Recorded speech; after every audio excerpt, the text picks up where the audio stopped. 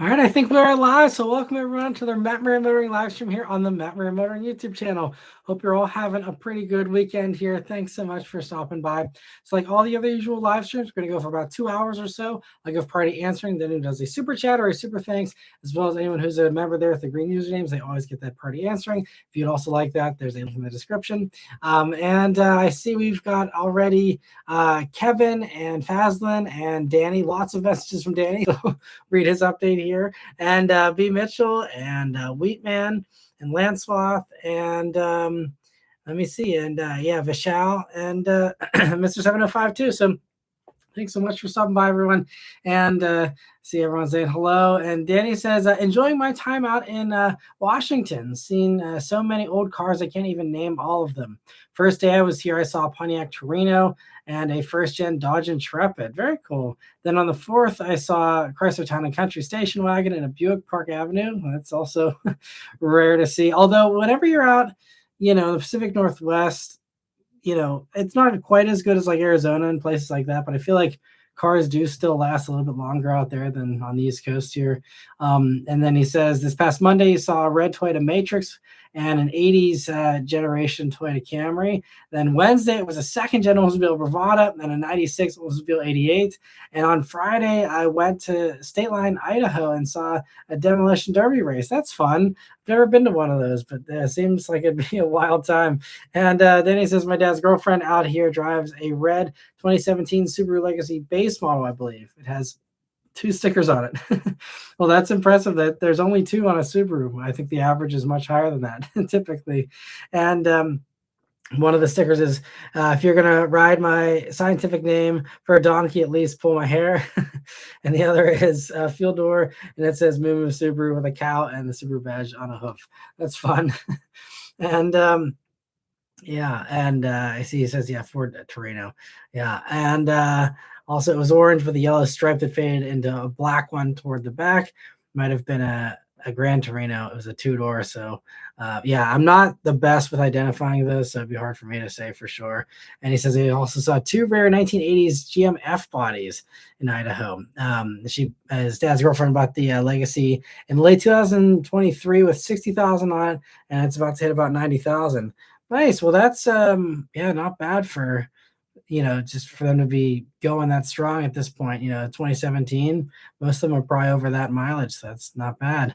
And all right, but other comments here. Let me see. B. Mitchell says evening, and at that point in summer, where we're seeing the older stuff is passe. So BMW E46, 330i ZHP, and matte black.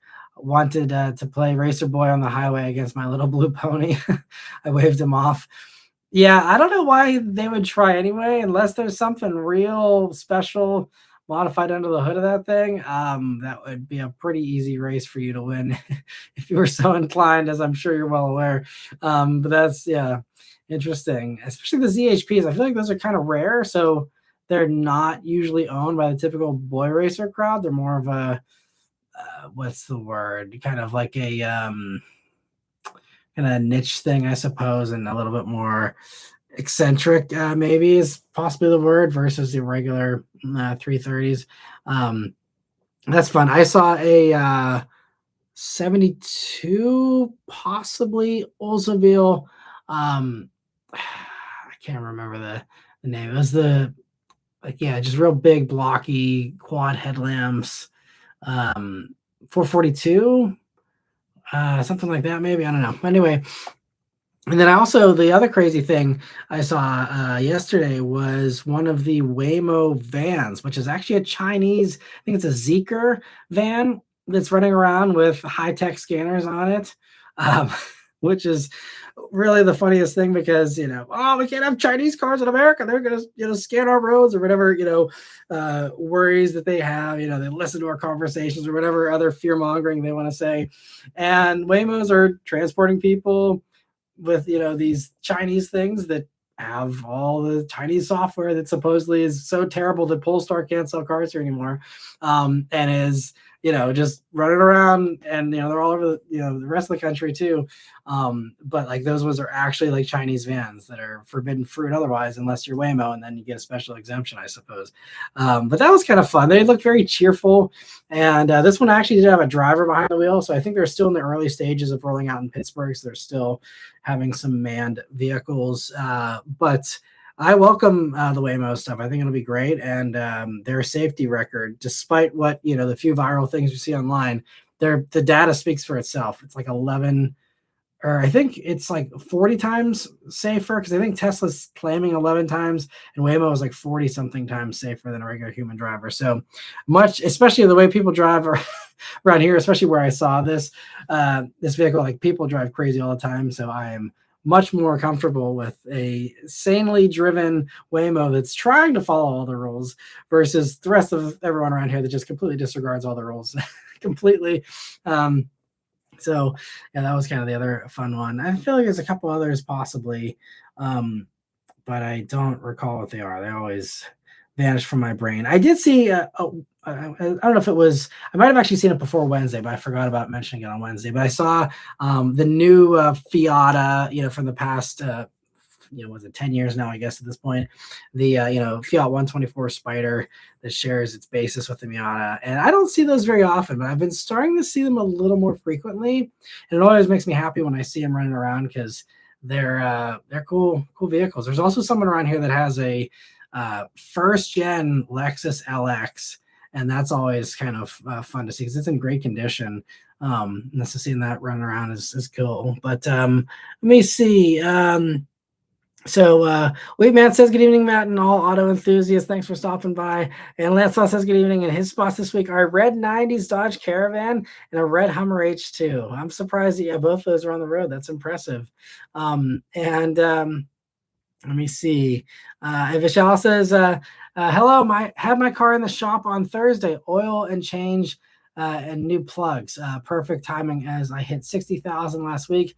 No surprises this time. Well, that's good. Yeah, no extra servicing there, but glad it's doing well, and good on you for sticking right to those maintenance schedule intervals and all that. And Mr. 705 says, great review on the RAV4. I love my 26 XLE. I wish the plug-in was in my budget, maybe in 3 years when my lease is up. Yeah. I think the good news about the plug-in hybrids right now is that they're finally doing better with supply. If you remember, with RAV4 Prime 5 years ago, it was a disaster. I mean, there was just so much demand because it was great, but there's giant markups.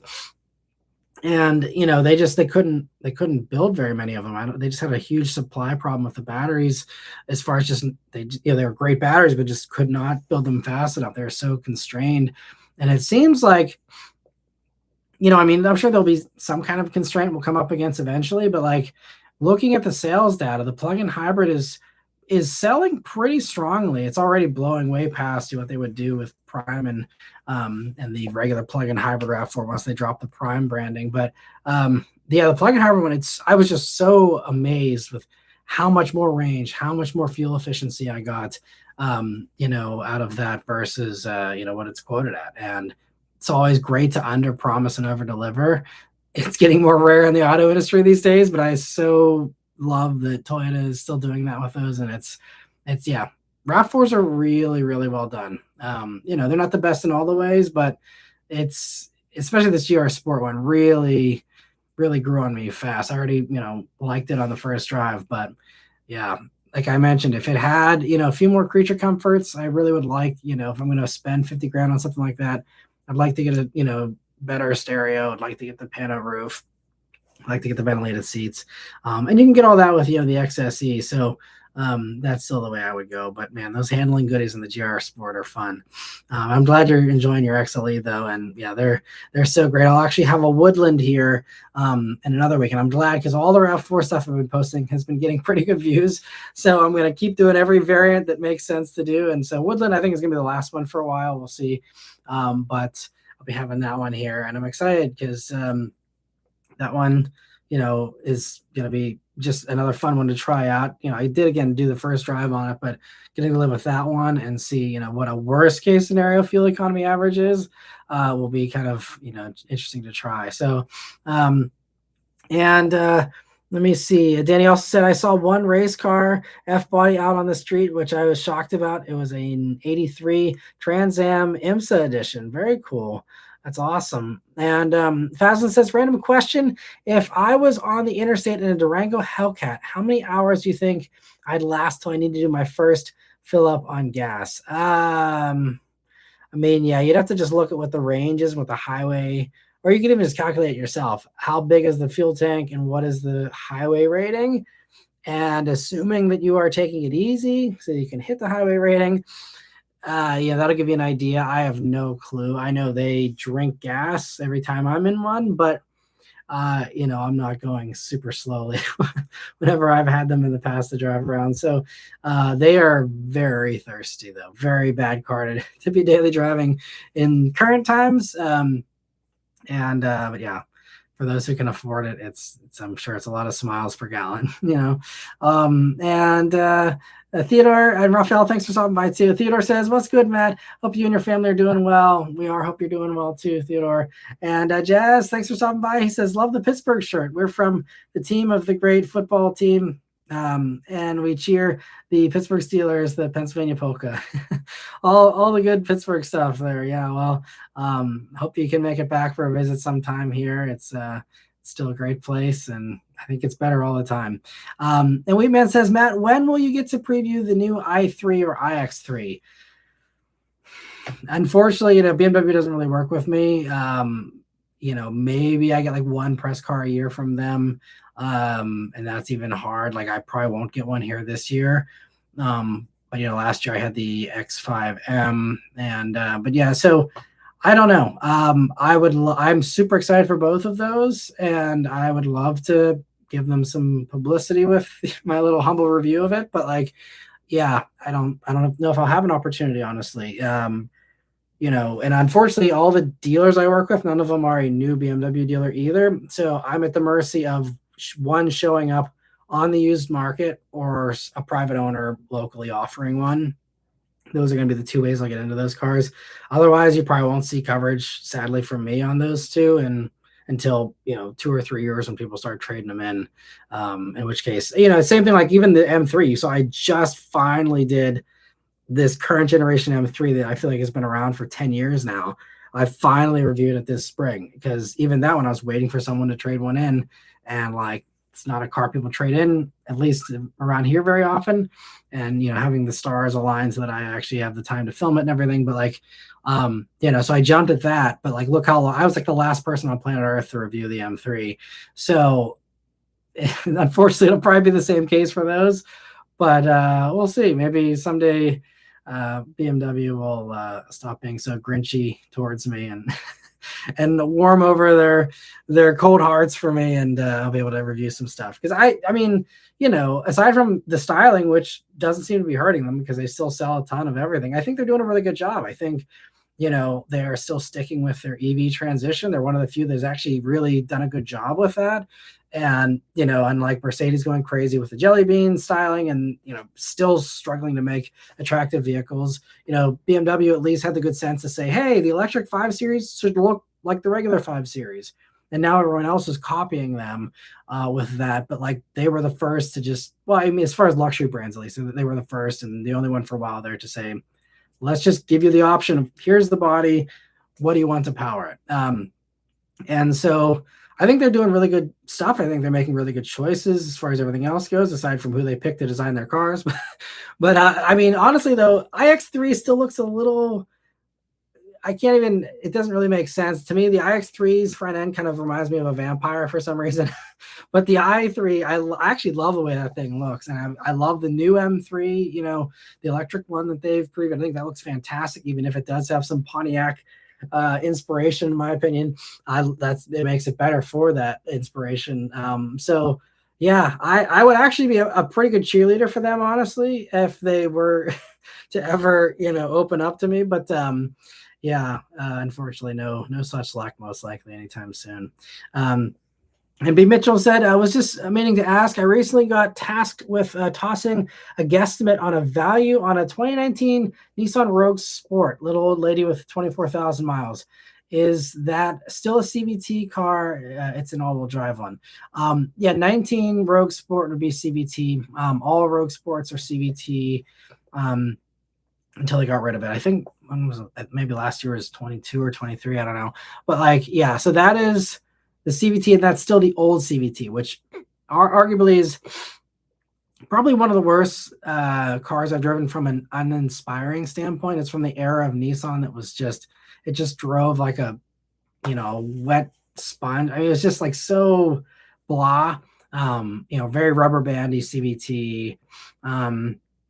As far as what it's worth, I mean, KBB is going to be, that'll give you much better answer in, 30 seconds than what I could give you here. But I think, I don't even have any idea what that would be worth. I mean, 24,000 miles, obviously pretty low, but people don't really value low miles and stuff like that too much, so it's probably not going to carry that much of a premium. The thing about the CVT though, you might hear a lot of horror stories about the Nissan CVT, and that old one, was one of the more problematic ones, but it's more problematic in the higher power applications. The V6s with that CVT were really the ones that were blowing left and right, or even some of the like higher horsepower regular stuff, Rogues even were pretty reliable, but had a little bit higher of a failure rate. But the Rogue Sport is even slower. So that CVT is very understressed. So even if it isn't, the best design in the world, if you keep up with the fluid changes, which is the other big problem with those, they have a strict maintenance schedule for the CVT and flushing fluids and stuff. And most people just ignored that and then cried whenever it failed. It's like, well, what did you expect? But, I've read that if you keep, especially with the lower horsepower Nissans with that CVT, if you keep up with the maintenance on it, you shouldn't have an issue, honestly. And I know a few people that have older Nissans with those CVTs that are going just fine. So yeah, I'd say that's the only thing. If you are considering passing it along to someone else, or something, that would be a car that I wouldn't, no one's going to be excited to drive it, but it should be a pretty solid little car, again, as long as everything has been, maintained properly. But yeah, I wish I could give you a better value idea, but I have just really no clue these days what those things would be worth. MS705 says, I had back surgery last Tuesday, so I've been recovering in my recliner. I've gone back and rewatched a bunch of your reviews. Well, sorry to hear about the back surgery. Hopefully it's for the better, and hopefully you'll be better than ever once you're fully recovered there. Hope it's a quick, speedy recovery. Best of luck for all of that. It's got to be tough, I'm sure, to be stuck in a recliner, unless maybe you could use the brake. I don't know. But I'm glad you're enjoying going back and watching some of the reviews. I really appreciate that. That obviously is very helpful. Every review helps. So I'm glad you're enjoying those, though. Thanks so much for watching them. And yeah, best of luck with the recovery too. Also, Lancelot, thank you so much for the first super chat of the night here. He says, I hope you're staying cool. It was 112 degrees here in Montana today. Wow, that's crazy. Yeah, I saw, I think Eddie X, his Instagram story, he said he was in Salt Lake City today, and it was like 106 outside, and he was very happy he didn't have to leave the airport. But thankfully, yeah, it hasn't been too bad. It was mid-80s here. I think we're going up into the low 90s this week, but nothing crazy. So 112 is wild. I know it's probably a drier heat up there, but still that's dangerous. So hope you're staying cool. That's the better question. I'll be fine, but I hope you're staying cool up there with those temps. That's crazy. And thanks so much for the super chat. Let me see. Where are we here? And Danny says the other one he saw was a 1987 Pontiac Trojan, maybe, or Tojan. I don't know what, because I'm trying to think of, there was like the T1000s and stuff back then, but I don't know if I've heard of that one. He says an ultra rare exotic style supercar built on the third generation Firebird platform by Constant Automotive. Interesting. I'd never heard of that. Featuring flared fiberglass bodywork, pop-up headlights, and Recaro bucket seats.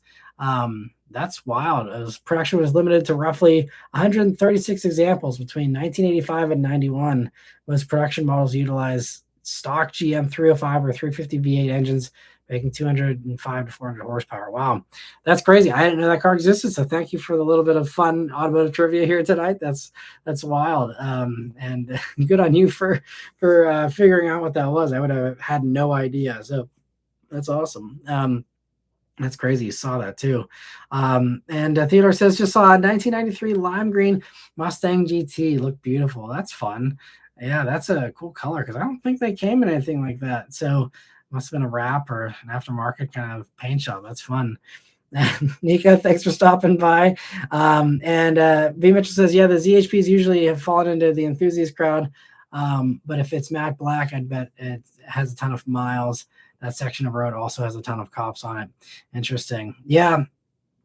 I don't know. I'm curious about what you guys have been observing, but I've been seeing like cops doing nothing recently. Like they'll be sitting on the highway, but I like see people blow past them. I'm like, oh man, here we go. They're just gonna, rip out there and just hammer them with a ticket, and like nothing happens. There was one this past week. I was driving on the highway. It's a 55-mile-per-hour speed limit highway. And there's, it was like a hidden kind of cop car kind of situation, but he could clearly, it was like he was on an angle up a hill, but you couldn't see him until you came around the bend. So like really good place to shoot radar and, really get a good clock on people. And I'm aware of the spot, and I was actually running Waze, so I knew that he was there. But, so I come around, doing my very respectable speed. But this dude in a Jeep Liberty comes like tearing up, and there was someone who's kind of going slower in the left lane, not super slow, but then once they saw the cop, they slowed down. But this Jeep Liberty, like right in front of the cop, like comes up on this person in the left lane, like nearly rear ends them with how they like brake so hard, but they're like really coming up fast, like clearly speeding. So they're reckless and speeding, and then like again, it's still in view of the cop. Like the person in the left lane doesn't get over. And so then the person in this Jeep then like cuts into the right lane and then like takes off to pass again. And I'm like, oh, I guess they're running and they're, hoping the cop doesn't catch him or something. So I was expecting the cop to come tearing out and the Jeep to, take off full throttle there. But instead the Jeep took off full throttle and the cop didn't move.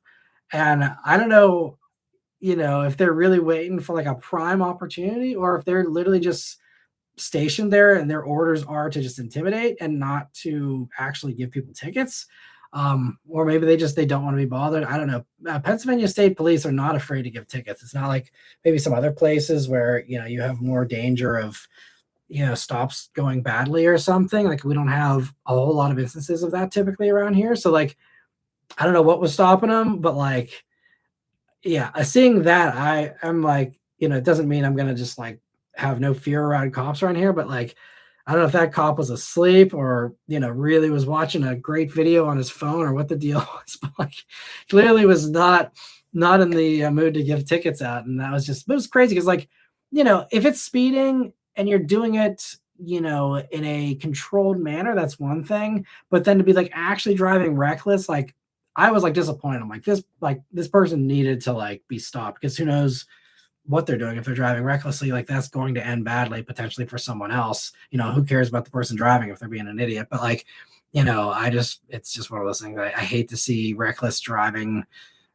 be gotten away with whenever there's other people on the road. This is the middle of the day, lots of people out, school buses out, all that kind of stuff. So anyway.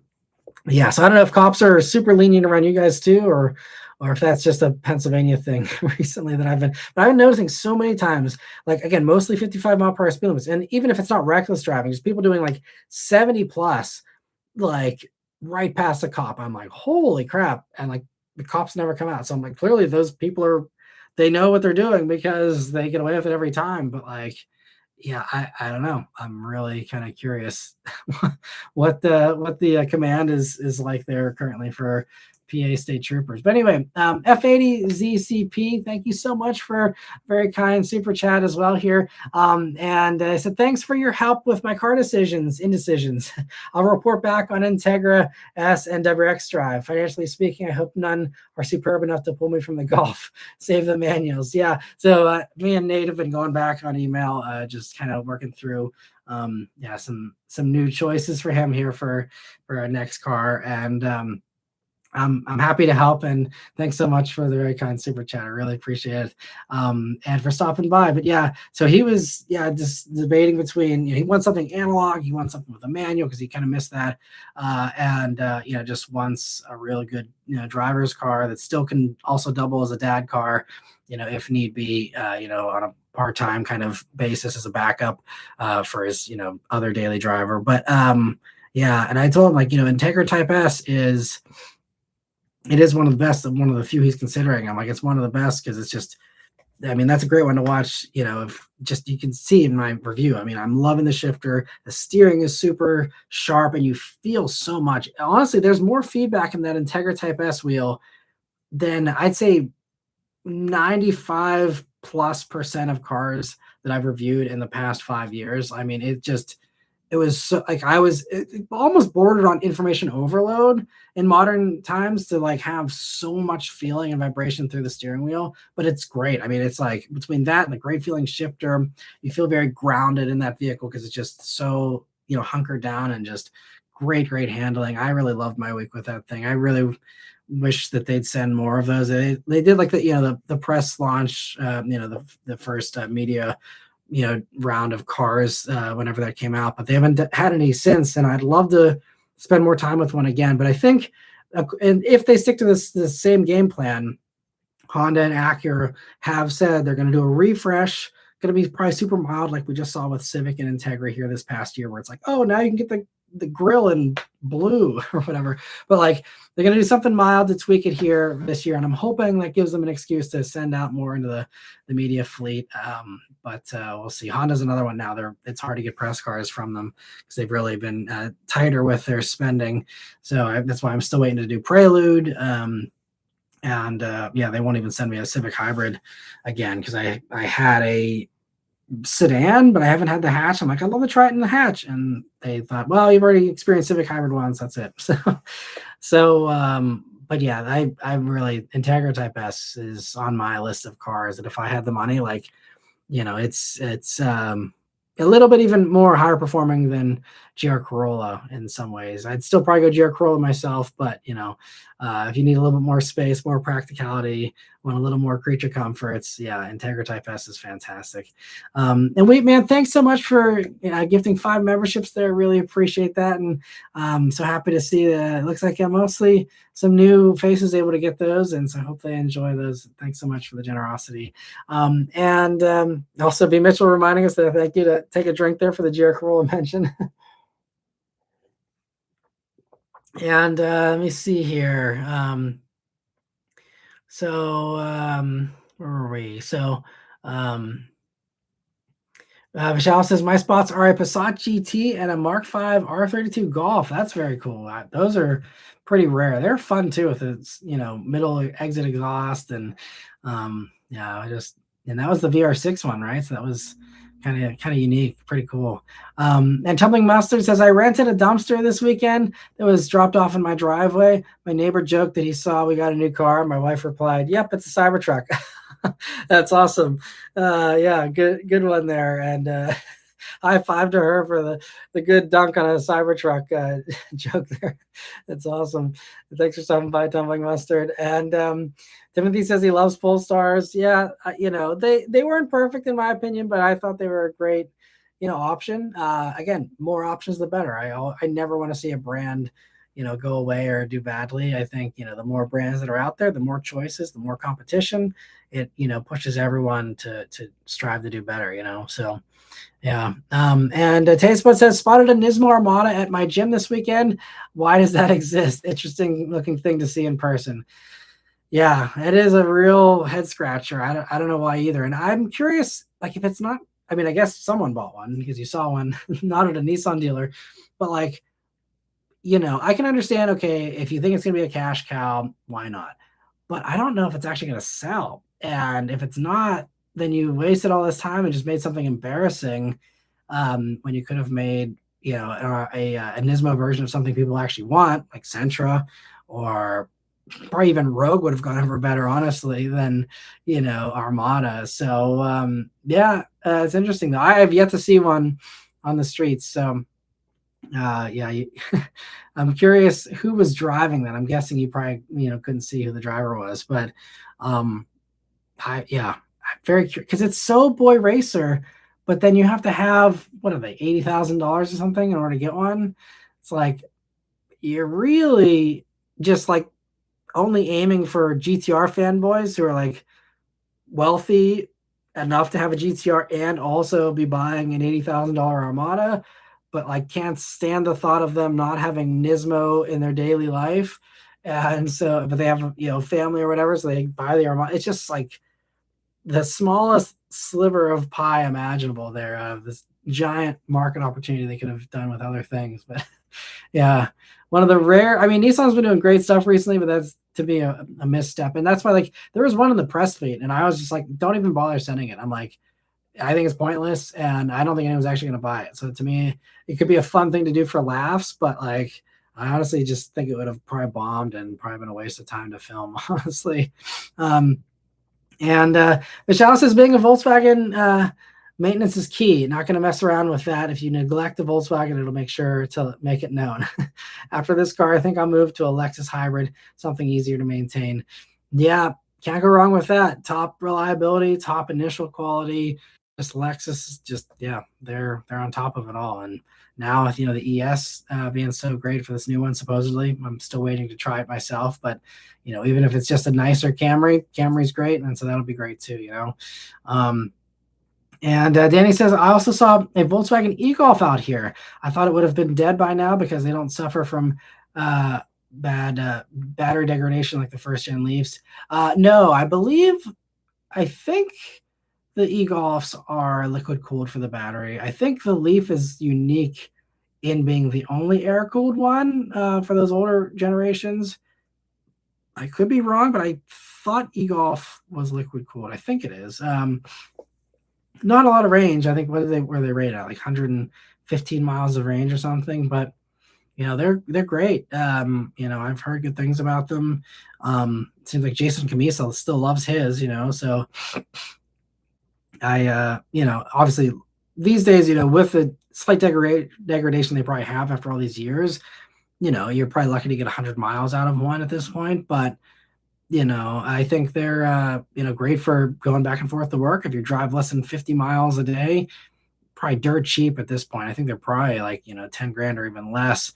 It would be a better choice than that Leaf that degrades so much faster. And let me see. Nicholas says, hi, everyone. My car battery is the maintainable type you can refill with water. So I did that this week. Hopefully that helps it last a little longer. Nice. Yeah, those are, I've never done maintenance on a battery in my life as far as the 12-volt batteries go. So I don't know. Do all modern 12 volts even have the ability to top them off?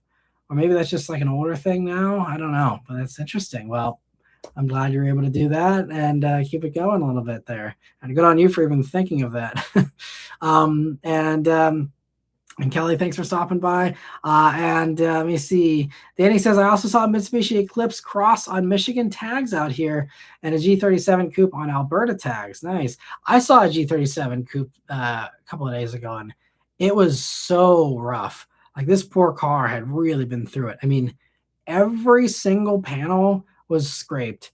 It's like, okay, well, 1 week they decided to scrape a wall on this side. The next week they scraped a wall on this side. Maybe they're just horrible at parking in their garage or driveway or something. I don't know. Then scrapes on the front and the back. And I was walking past it, so I saw the inside just trashed. And it's, man, everyone's different, but holy crap. Especially if you're going to like just trash a car, like why would you get something nice like a G37 if like, you'd think of a car like that. I mean, there's people that trash them with maybe like, trashy mods or whatever, but like, as far as just like treating it like it's, a pair of work boots or something is just, kind of crazy for one of those poor cars. But yeah, so I saw one as well. Hopefully the one you saw was it was in better shape there. Nicholas says, I saw my local Nissan dealer is selling a new 2023 Z Proto spec in yellow. I wonder if they've been using it as a showroom car or something. They want 55 grand for it, so maybe they just can't sell it. Probably, if they're still advertising it at 55, they're probably just being idiots with the price. That would be my guess. And I don't know why they do that. Like, honestly, it really blows my mind when dealers hold anything beyond the last model year. It's just a bad look. I mean, and there's a few dealers like I know of and come across that like they still have some 2024s. I'm like, this is the middle of 2026. Anyone with a brain is going to look at a 2024 or older car and say, okay, well, that thing's been sitting for 2.5 years or more, possibly, if it was a 24, shipped in 23, or in this case, a 23Z that was maybe shipped in 22, or they just arrived in 23. I can't remember.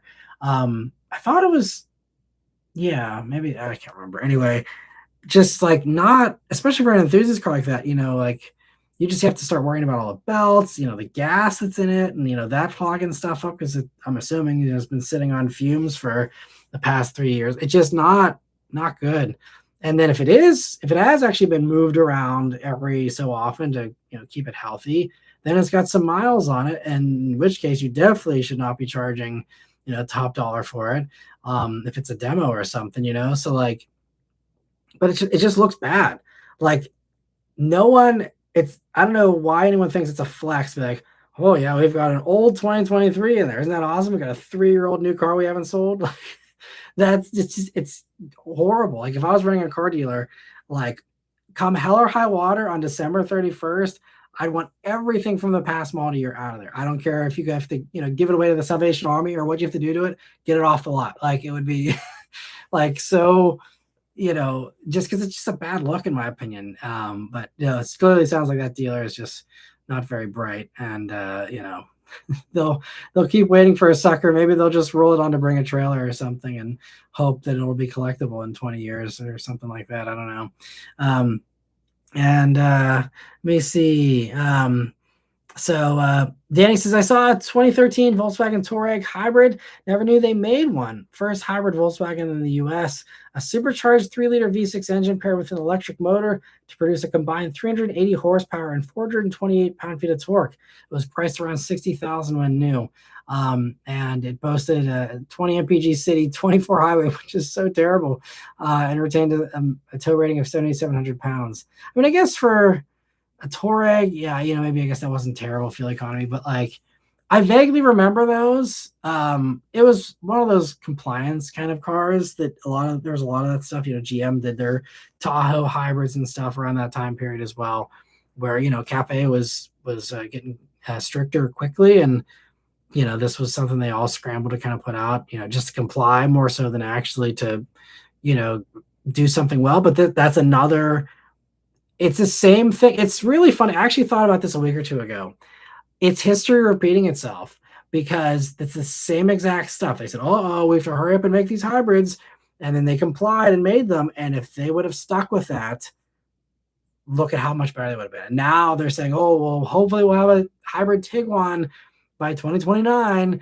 I mean, could you imagine if they had stuck with that hybrid in 2013? They would have been in the same position as Toyota, at least as far as the offerings. Whether or not they're actually reliable is a different thing. But like, they would have been in parity with them. And same if GM had, been doing hybrid Tahoes. And yes, maybe they would have been unpopular, but then you could have set yourself up to be a really strong competitor to the Toyota Sequoia here, which now is strangely, even though it's kind of mediocre as far as the packaging, in my opinion, but like that thing has started to now gain momentum and selling more because again, people see, oh, it's a hybrid, even though it's not that much better fuel efficiency wise, it's a little bit better. And whenever you're spending a ton of gas money on these things, a few MPG is still welcome with open arms, and but it's the same exact thing. What did we have here in the early 2020s?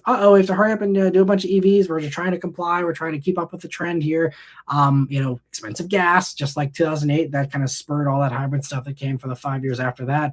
But like, and then it's the same thing where you have some brands that stuck with it, just like in 2013, Toyota stuck with their hybrids and everyone else, that still has hybrids like Honda. But then all the other people that got cold feet in 2013 got cold feet again here in 2022. And then whenever the 2030s come, and I'll be like, man, could you imagine if these people had stuck with EVs in 2025, 2026, how much better off they'd be in 2035? I guarantee it's going to be the same exact pattern, because clearly again, the end, whatever people consumer wise think, like the industry is all heading towards EVs. Like they understand like that is going to be the future. That makes the most sense.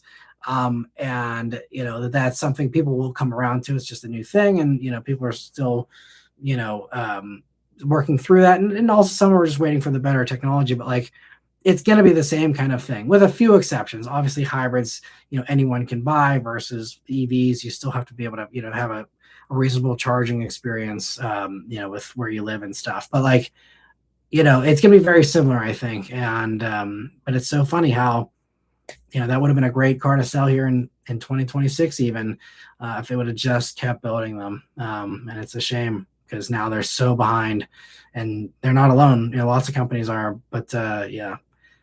Same thing Chevy. If they would have stuck with the Volt, how much that would have been selling great probably right now. And all the other hybrid stuff, hybrid Malibu, even keeping sedans around, they hurried up and bailed too fast on that. I think that, obviously, like if it doesn't make business sense, I get it. But like, I think these brands, they're just too quick with this, like the fearful aspect of it. They have to hurry. Oh no, we have to hurry up and rush to get this stuff out or whatever. And then they rush it out, it gets out, and then they say, oh no, it's not working. And they hurry up and there's just like, and I think that's the thing with Toyota that everyone is learning is like, you have to be on an even keel, and you have to just like say, what do you want to do? Execute on that and don't waver from it. Everyone was giving Toyota crap 5 years ago for not having more EVs and for not rushing into the EV stuff. Now they took them some time to catch up, and now they do have a bunch of EVs, but like everyone's giving them crap back then. But now look at how well they're positioned with their approach of like, we believe this is the right way, is to offer everything, not a, gas or electric and nothing in the middle. And it's just, yeah, anyway, that blew my mind the other day when I was like thinking about the early 2010s and all the hybrids and how all those companies are probably kicking themselves for not keeping with those, because now it's like they're the hottest thing ever, and it will be the same way with EVs eventually too. But anyway, yeah, thanks for pointing that out though about the Touareg hybrid. It's fun to remember some of those more niche things that we're very short for this world. And let me see, Vishal says got to change the fluid every 30,000 miles in those older Nissan CVTs from to last. Yeah, I heard it was something around there, which honestly isn't bad. It's not like it's every oil change or anything, it's just a fluids swap. It shouldn't be too bad. So but yeah, that's what it takes. And Danny says gotta love going on Google to find out stuff on weird and quirky cars. Well, I'm glad that they're giving you some good info there on those. It's fun. And Tumbling Mustard says, I can confirm that Salt Lake City got up to 109 with a high temp at 6 p.m. It sucks, man, I bet.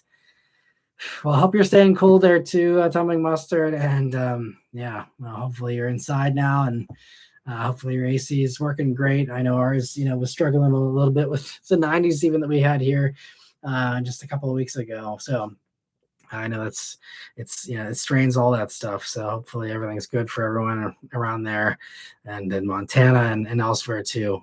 I wasn't aware there was a heat wave until today for the rest of the country. So I'm sure we'll be getting that here eventually. But B. Mitchell says KBB claims that the 19 Rogue is between 21 to 23 grand, which I thought was over the top, especially thinking it has a CVT. I figured 10 to 15 off the bat. Really? KBB says that for a Rogue Sport? There is no way. That's surprising. KBB's not always the best, but they're usually not that far off. I mean, you can look at comps on Auto Trader, but they must be putting way too high of a value on the low mileage or something. Yeah, those things went for like 21 to 23 when they were new. So, I mean, after all the discounts, they just shovel at people to get them to buy them. But yeah, no, there's no way. You're right. You're probably the 10 to 15 is what I would have. Yeah, that sounds more accurate to me. So yeah, that's wild, man. I don't know what's going on with KBB. And Lancel says it's 96 now in Montana, still too warm, I bet. And Danny says it's 78 here in Washington. Washington is pretty, speaking of even keel, it's very much, doesn't get too hot or too cold. It's just kind of middle of the road all year for the most part there. I love Washington State. That's so beautiful. I was just up there last year for the Forster Wilderness Drive. And, we were like kind of in between Oregon and Washington there, but I've always always enjoyed my time up in that area. It's so beautiful. Um, and Mr. 705 says, thanks for the kind words. It's 12 to 16 week recovery. I should be back to work in the fall. Wow. Well, hopefully, you've got some good coverage and have a good employer there to help you through all that too. But yeah, that's wild. Well, hopefully you can take this time to, in addition to recover, just kind of recharge and have a little bit of enjoyment hopefully there too, even if maybe you're not feeling the best. But yeah, hope it gets better soon. And Michelle says it was 96 in Dallas today. It rained earlier, so cooled down to 80. Well, that's nice. Hopefully that didn't make it too humid though, because that's the thing. And I feel like Texas is kind of bad with that sometimes. I remember there was one year I was in Austin. I think it was for Veloster Turbo when that launch happened. And yeah, there was a day where it was like super hot and then it rained, and oh man, was it miserable. Like it was, ugh. I mean, we have very humid temps around here, but like in Texas, I don't know. The sun seemed more intense, but it was still like the crappy humidity whenever the rain hit. So it was just like, oh, just so unpleasant. I remember roasting doing the stand-up footage for that Veloster Turbo review. It was not pleasant. And let me see. Danny says the left lane is not your personal racetrack. Very true. Yeah, I mean, I'm a firm believer in like the left lane is for just passing only. That's the law most places.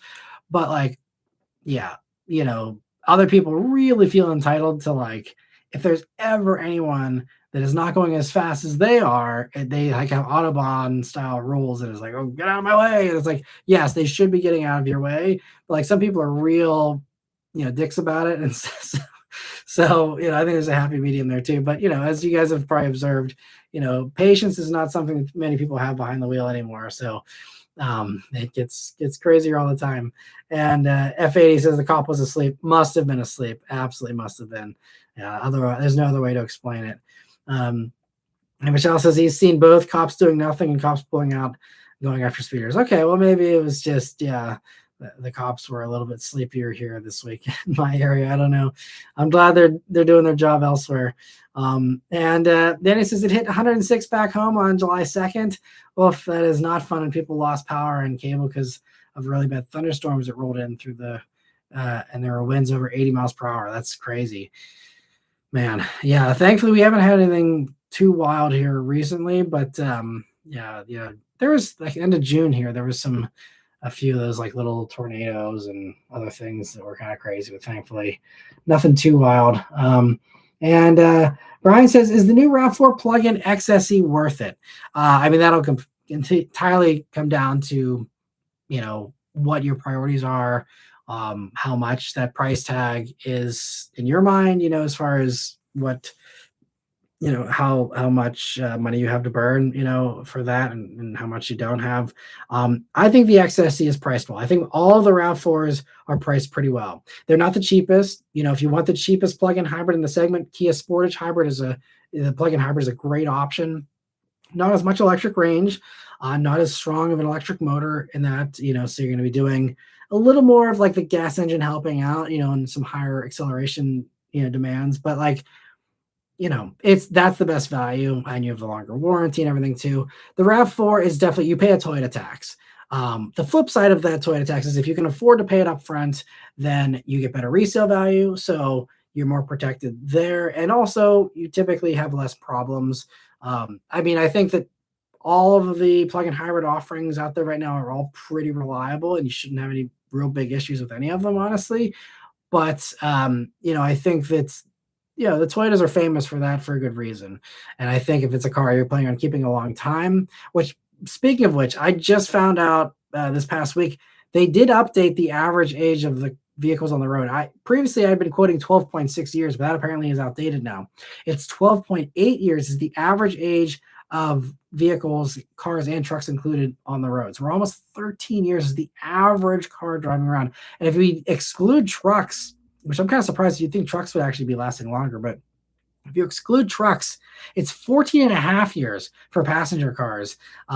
Average age of a car is 14 and a half years. It's never been higher, and that's just wild stuff. It also goes to show how reliable all these vehicles are. There's also probably a component of people just paying to keep them on the road because they can't afford these new cars. But like, cars have definitely gotten so much more reliable. Anyone who's lived through, prior decades with worse reliability can tell you. I mean, cars really do last really long. So, I don't think that's exclusive to Toyota, but they're still the best in my opinion. And if I'm recommending a brand for someone, and I know there's someone who really just does not have tolerance for any kind of car issues, they just want something that's not going to give them problems. If they can afford it, I say go for the Toyota. That recommendation never burns me. And so, I think that in that context, the XSC is and all the RAV4 plugins are really good values. But they're still expensive. And so, as far as also like if you are debating plug-in hybrid in general versus regular hybrid, there's a whole bunch of math you can run as far as is it worth it for you? What's your charging situation like? How much driving do you do? Can you do it all electrically? What is your driving experience like on a daily basis, and even just over a year? How many road trips do you go on? There's a bunch of other things you can kind of juggle and run the math on. And I also do one-on-one car consulting. So if you really want to deep dive with me, happy to do a video call with you and really kind of drill down on whether that is the right choice for you or not. And if you'd like that help, mattmaranmotoring.com, always happy to help. But hopefully it helps you a little bit, and feel free to ask any follow-up questions here. Happy to discuss it more here too. And B Mitchell says here in Montana they seem to go after or in Minneapolis they seem to go after or Minnesota, sorry. Bad with my abbreviations tonight. They seem to go after enthusiast cars, but they let Karen CVs get away with murder. Interesting, which irks me, since me doing 90 in the Mustang designed for it is far safer than a Subaru or a CRV.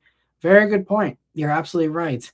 And I mean, this is maybe not the strongest argument, but like, I think if you are in an enthusiast car, you at least, there's a better chance the physics of what you're doing, how to handle the car slightly better. And like you said, the car actually can handle that if it's an enthusiast vehicle.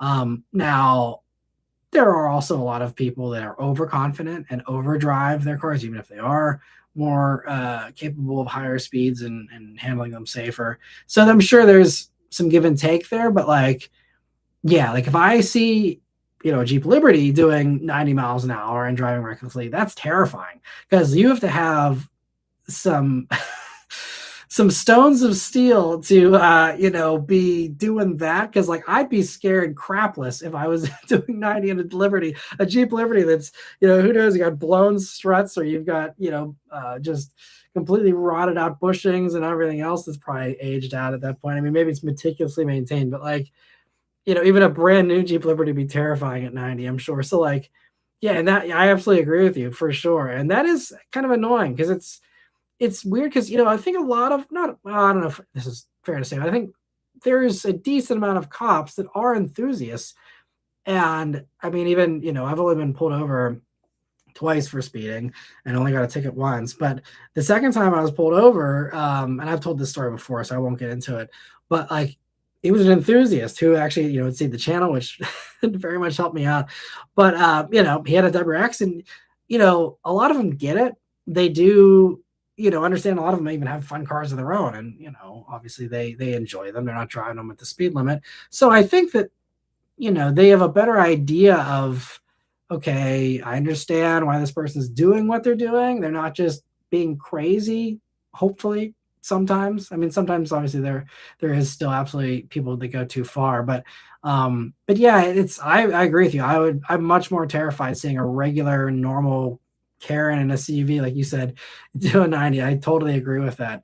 If I see a Mustang blow past me at 90, chances are they there's at least a 50-50 shot they know what they're doing better than the CUV doing that speed. So like, yeah, I totally agree with that. I'm usually more willing to give the enthusiast blowing past me the benefit of the doubt for sure. And Michelle says, but I'd say I've seen more cops actively pulling people over or already pulled over drivers. That's been my experience in Texas, at least. Well, that's good. I'm glad that they're enforcing that, because I mean, that's the one thing ever since COVID, like speed has gone up big time. And I mean, cars have gotten quicker in the past 5 years too, especially the EVs. Give everyone a massive accelerating vehicle, that they maybe not used to in the past.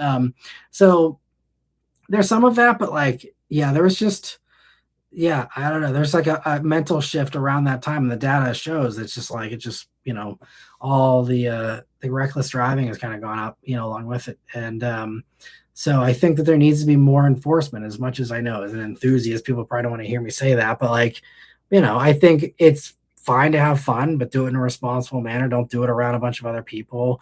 If you're ripping around at 3 in the morning when there's no one around, knock yourself out. I couldn't care less, but like, don't be doing it in rush hour traffic. And let me see here. Also, sorry I missed a couple of super chats here. So, Lancelot, thank you so much for their super chat. He says, unless the old car was one of the LFAs that took ages to sell. Okay, yeah, getting back to the Z Proto. Yeah, that's an exception. If it's a real special collector car like that, for sure, like that makes sense. And actually, even the one Ford dealer that I work with, the owner of the dealer has a Ford GT, and he's hardly driven it. I don't know what it's got, maybe 50 miles on it or something. And it's mostly just an investment. The fact that he had that allocation, he had the money. It's like, well, why not buy it? But like, I think he's getting ready to sell it, or maybe he had sold it already. I don't know, but I think he was like, putting it up for sale. And that obviously that car, I don't know what it is, 2022 or something like that. But it's the same deal. It's like, yeah, in that case, those things absolutely, leave them there as long as you want. GTRs, same kind of thing too. I could even see with something like that, especially something that's out of production, that kind of is only going to get more desirable as time goes on. So if you want to sit there and wait for someone to pay 20 grand markup on your, last R35 GTR, okay, I can understand that. I don't love it, but I can understand it, but yeah, so I agree with you about the LFAs. And there were, I mean, for a while there, yeah, there were some of these Lexus dealers that like were just selling off their LFAs like 5 years ago or something, finally. And I'm sure by that point, you had, some new demand and were able to get some good prices for them. But, it's also a time money kind of thing of like, okay, maybe you finally got someone to pay your price, but if it took 10 years, and you are financing, because they pay floor plan costs unless the dealer owner bought that car themselves. Like they pay an interest rate on everything that sits on the lot. People don't really know that part of it very often, but like there are what's called floor plan costs, and all those cars on a dealer lot are not paid for in cash. They're financed. And so they're paying finance fees just like you are if you're financing a car. And so that's part of why they're incentivized to not hold on to stuff for super long, because otherwise they're just paying interest and paying interest. And eventually the math just doesn't work anymore. And it's like, okay, well, we've paid 10 grand in interest to keep this car on the showroom for 5 years. And we could have just given someone a 10 grand discount and, we would have broken even here. And so, it's like, sure, you finally got your 55 grand for your Z Proto 3 years later, but you definitely paid, thousands in interest costs in that time. And I don't even know what the interest rates are like, but, I'm sure they're not super high, but they're also not free, so like there is a component there and there is a cost of just being greedy like that. And I hope that bites them in the butt a lot, and I think that's why most dealers do give up on the markups eventually, and some sooner than others, but like, that is a component of it for sure. And Jordan, thank you so much for a super chat. It says an estimate on how many vehicles a company goes through for crash testing before a specific vehicle is approved for the public. I feel like I just saw someone mention a number for this. I think it's 14. I'm not totally sure, but I think I heard the number is 14 cars they have to crash. Just because there are a variety of different tests. And, there's the main ones, but there's also, you have to do a roof strength test. So you got to just, have a machine crush the roof of one of them. You have to, roll one over. You've got to, have one get rear-ended so that you can test the headrest. And there's a bunch of different things. So I think, an IHS is different because they just do whatever tests they feel like doing. Sometimes they do like, 3 different tests with 3 different cars. And other times they just do like one, and then they kind of, just extrapolate the rest. But yeah, I think for like NHTSA, I think think it's 14. I could be wrong though. Maybe that's high. I don't know. But I think that's the number I heard. Don't quote me on that, but it's the best guess I can give you here off the top of my head. I think it's something like that. And thank you so much for the super chat and great question. And Raphael, thank you so much for a super chat. He says, do you prefer Continental or Bridgestone tires? Time for new rubber. I don't have any experience with I'm probably butchering how I say that, but the Bridgestone, I don't have any experience with those. I do know that I had experience with the Continentals. I put those on the bullet before I got rid of it. The DWS 6 Performance All Season tire, I think is what it's called. They're great tires. It was a great upgrade. I really feel like that there was very, very little performance given up in the handling department, and you got all the all-weather traction. And I mean, I'm sure their summer tires are really good. I mean, my consensus of Continental is they are pretty equivalent and maybe even in some areas slightly better than the comparable Michelin, which is typically, at least in my mind, the top tire for anything pretty much. You know, the Michelin, especially when you're talking sporty stuff, I mean, you cannot beat Pilot Sport. It's the best. And it wears really well. You can get a long life out of them, you know, if you're not smoking them off. I mean, they're great tires.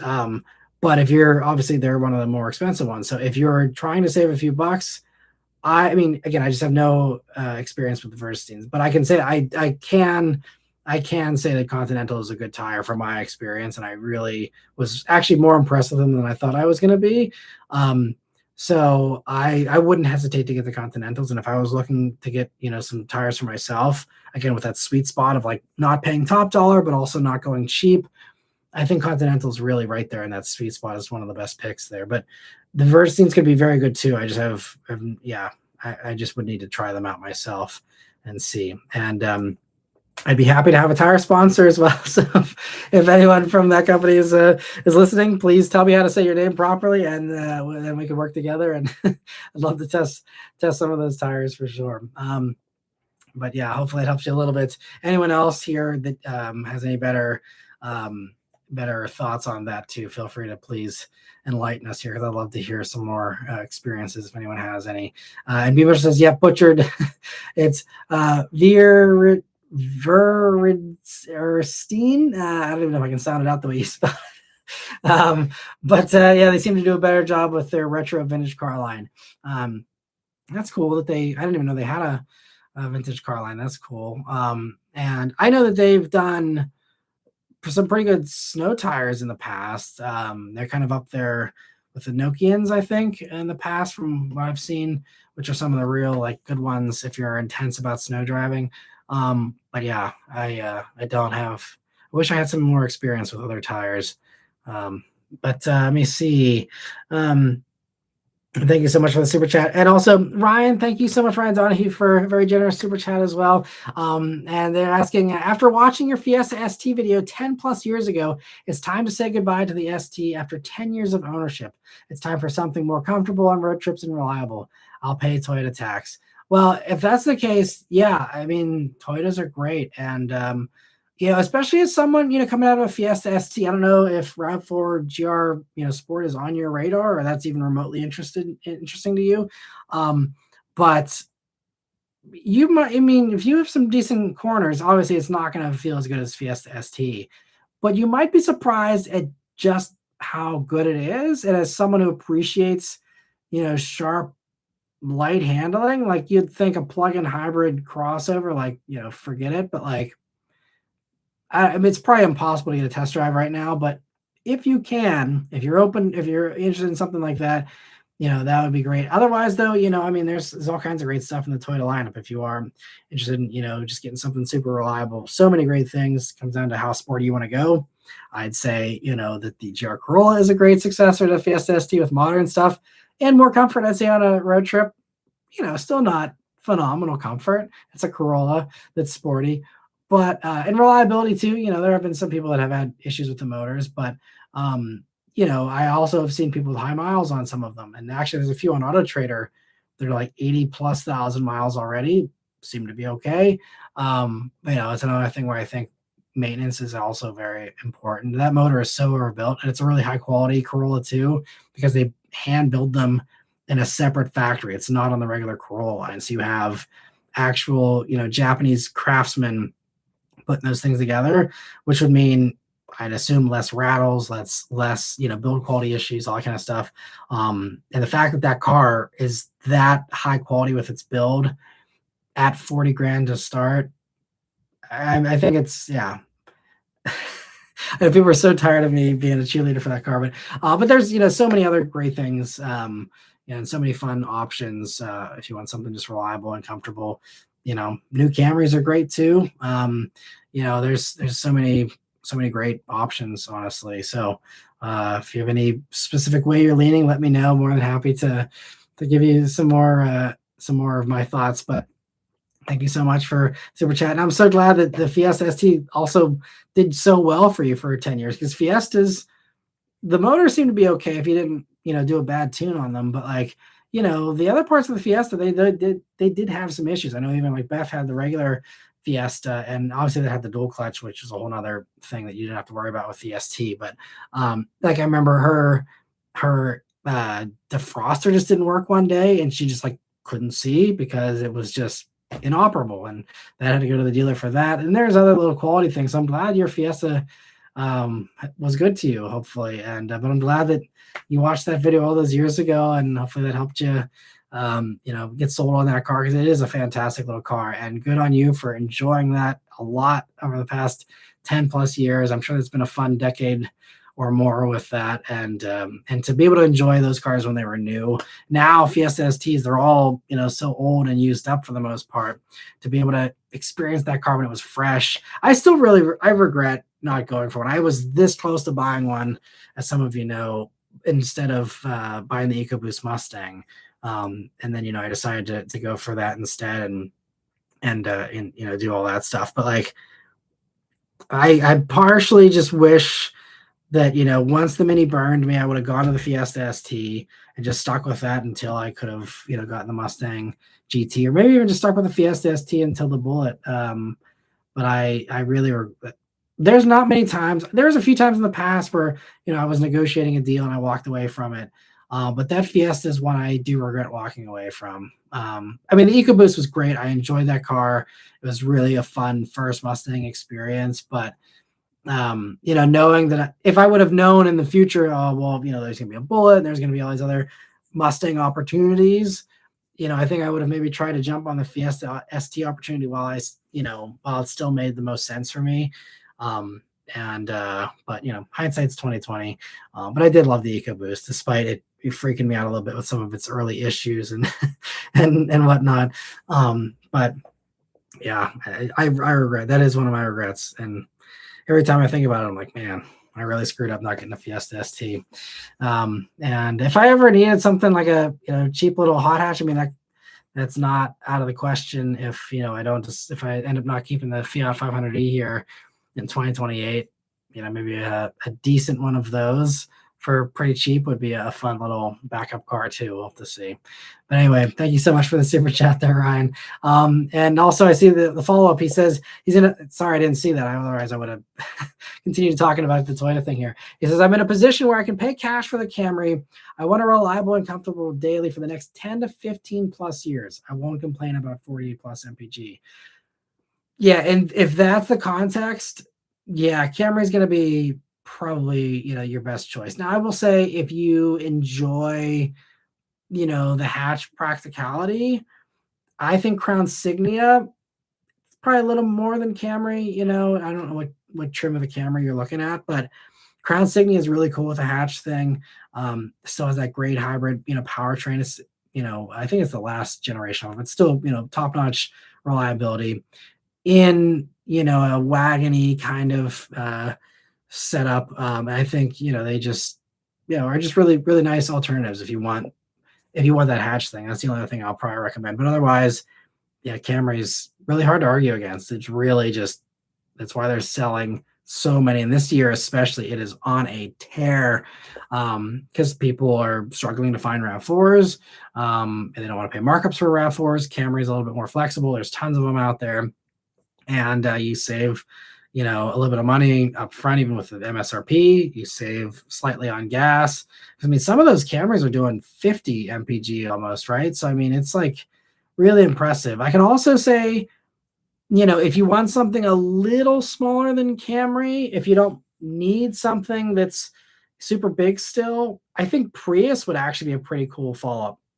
I know there's still maybe a stigma around those, but like that has the hatch. It's smaller, but it's going to be more comfortable and more practical than Fiesta ST. Not quite as comfortable as Camry, but a little closer to kind of, again, nothing's going to match the Fiesta ST, but it's closer to that car than Camry is. May be worth a test drive if you haven't already, or if you're open to it. And it's a little bit less power, but it's it's a smaller car, and I mean it's no joke. Still, it's 196 horsepower. And they handle great. And I'm sure even if you're willing to give up some fuel economy, you can put some sticky non-eco tires on them and actually have something pretty fun. And they even offer the plug-in hybrid. So if you're able to charge at home or at work, and the cool thing with a Prius Prime or now Prius plug-in hybrid is you can even get a solar roof option. So if you live outside, or if you park outside, not if you live outside, if you park outside, you are able to get, I mean, like when I had one as a press car, I was able to get like almost 4 miles of electric range a day, which that's not going to really do anything for anyone unless, you live in a very city kind of environment, but like it's free driving, and the solar roof option, I mean, you have to ditch the moonroof to get it, obviously, but like it's only like $610.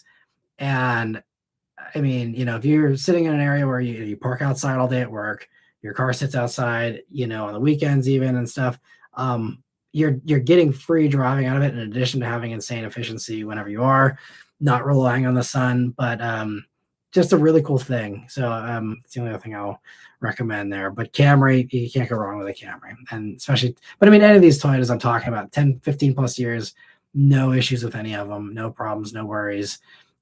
Should be, bulletproof. So anyway, thank you so much for the other super chat there. And hopefully that helps you a little bit. And I will scan any follow-up comments here before we move on. He says, already put a deposit down on a Camry. Gotcha. Okay, well, I'm glad you were able to figure that out. He says, not a fan of CEVs. Fair enough. And yeah, Camry's great. So yeah, hopefully you get it here soon. And I hope it treats you well. But they're really, I don't know if you got all-wheel drive or not, but if you did, I mean, that especially amps up the sportiness. And you'll be surprised if you punch it, corner exit punching that thing. I mean, it really is pretty neutral, and you'll be amazed at how it's really eager with really giving you extra power. Front-wheel drive does it too, but like the all-wheel drive especially is really dynamic. XLE all-wheel drive, very nice. Okay, yeah, then you're gonna like that all-wheel drive system. And maybe you watched my video on it, but I mean, you can see I was having a really good time in my week with the XSE all-wheel drive. But that, I mean, yeah, they're all going to be pretty much the same, whether you're talking XLE or XSE. It's just a different styling. But yeah, really, I think you'll be really happy with that. And so yeah, great choice, and congrats on that. And let me see here. So where were we here? Let me do a drink here since I was saying lots of Gio Corolla mentions earlier. So I think, where did we leave off here? I think right at Danny said they have power and cable back, but still not as good still was not good as far as the power outages there. Yeah, I bet. And Leo says, what's your opinion on the Golf R? I don't know if I can justify spending 56 grand for a new one. They're great. I mean, they are really fun cars. Yeah, it comes down to what your priorities are and what excites you about Golf R, and whether those same attributes can be replicated in other cars that it competes against.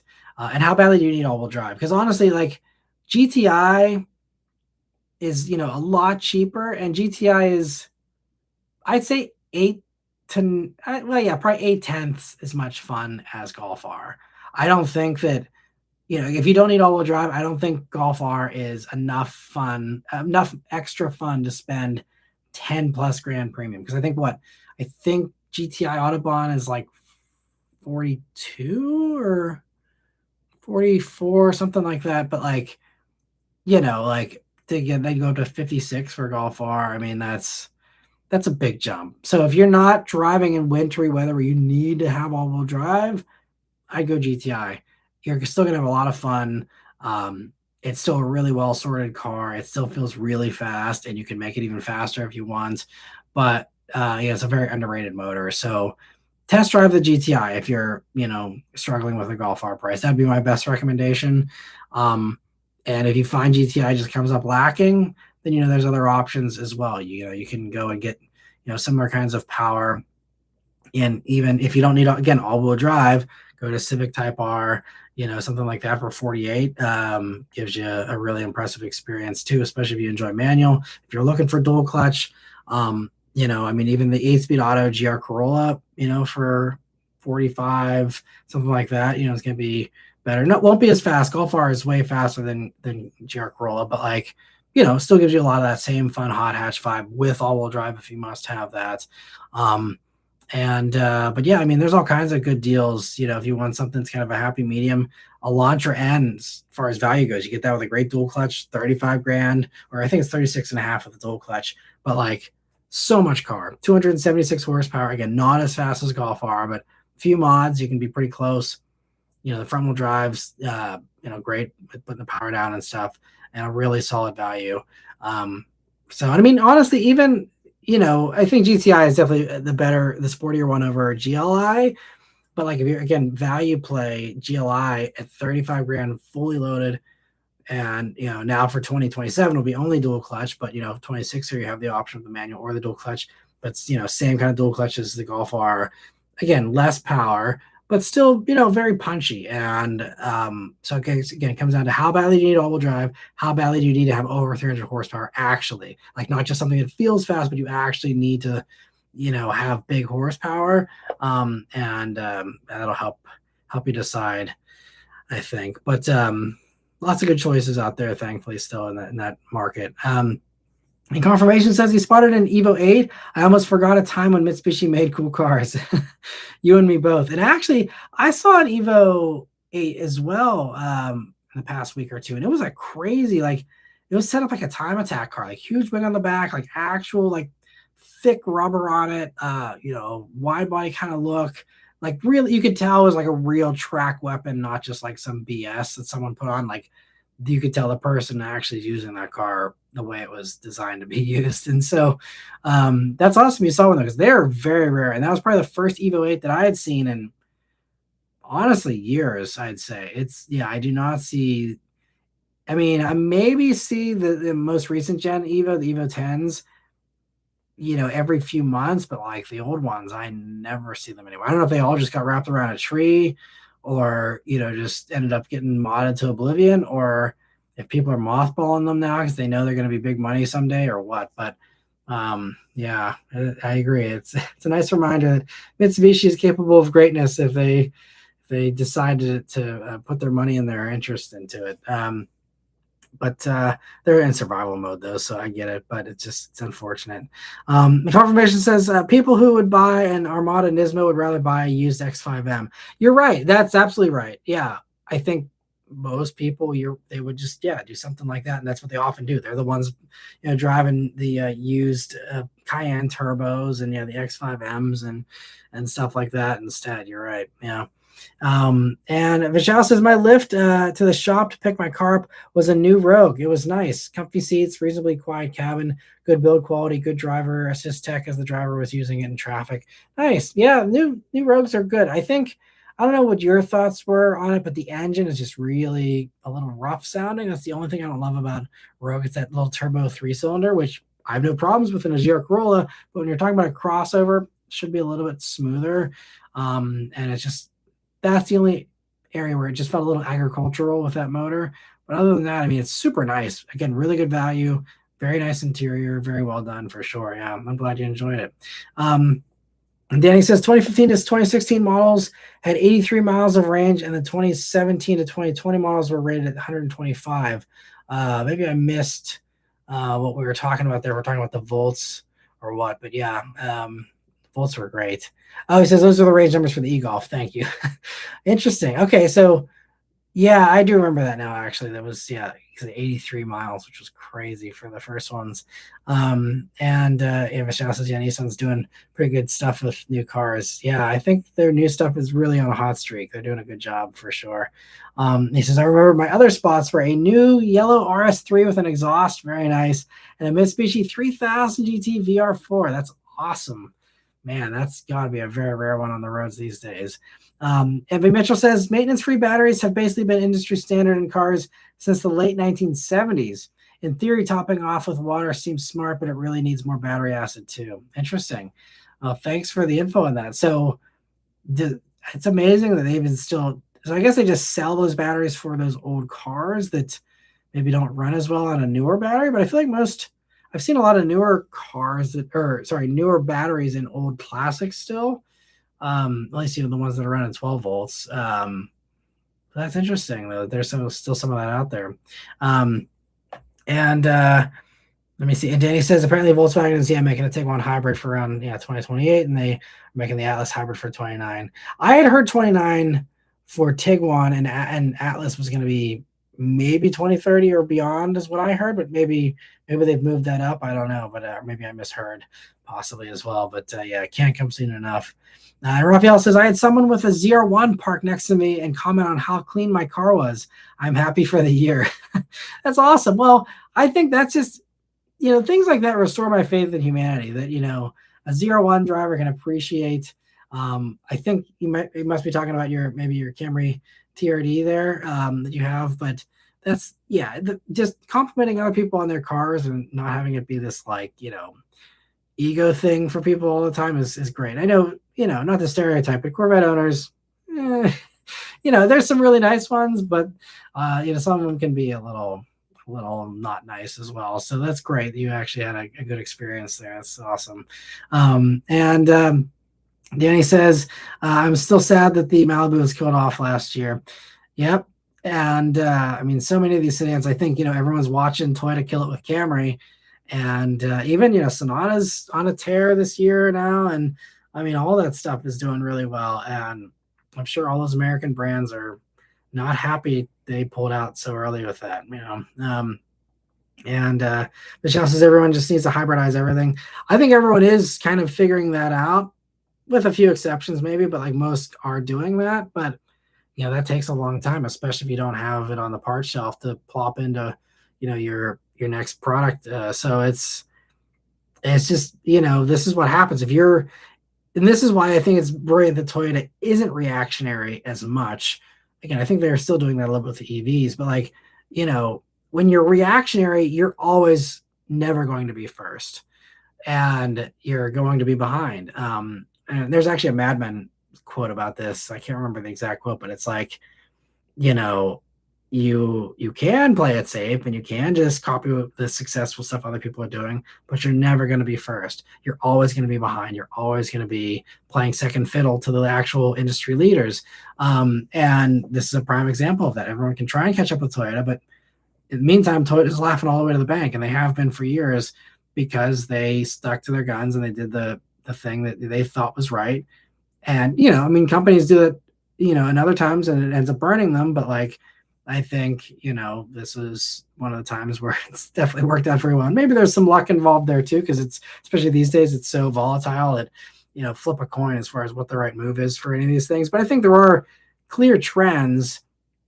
And I think that, Toyota was smart to realize even if gas is cheap, why would you spend more? Why not just go for the hybrid if it's a better experience? And I think that there are some things that even kind of, you zoom out beyond just the microscopic happenings of everything in the moment, and you just look at the big picture, and it's okay, well, where are we headed? What's the direction here?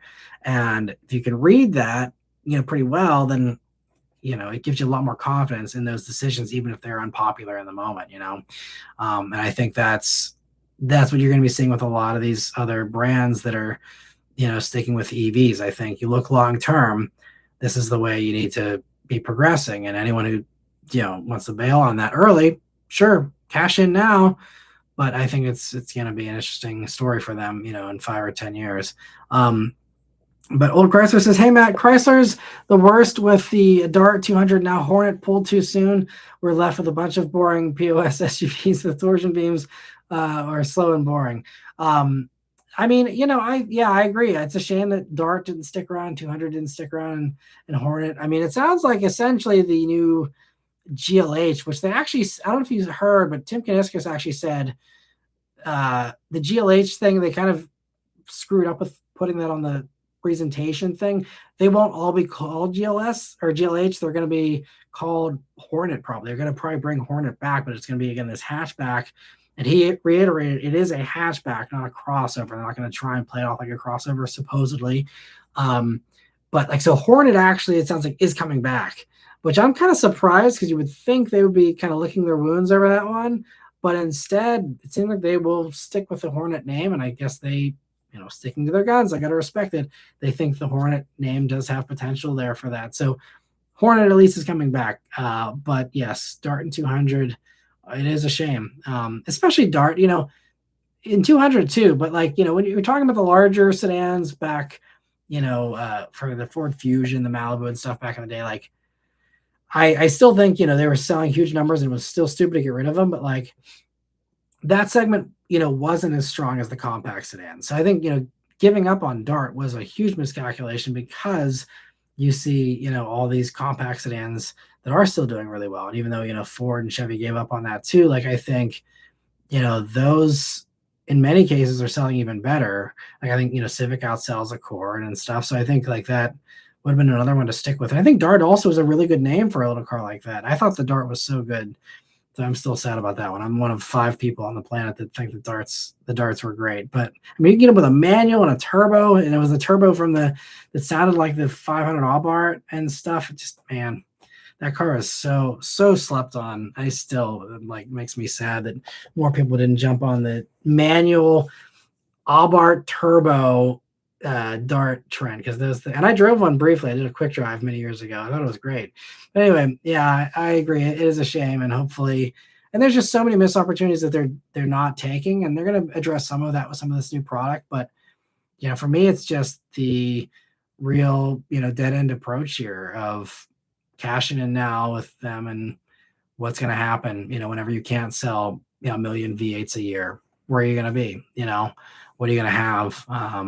And are you just going to be catching up with compliance cars, or are you actually going to have something compelling for people? Because I don't think compliance cars are going to be compelling for anybody.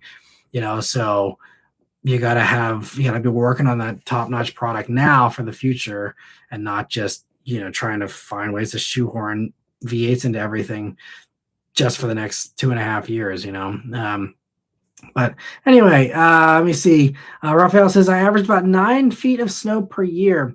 Even that's better than 90-degree temps.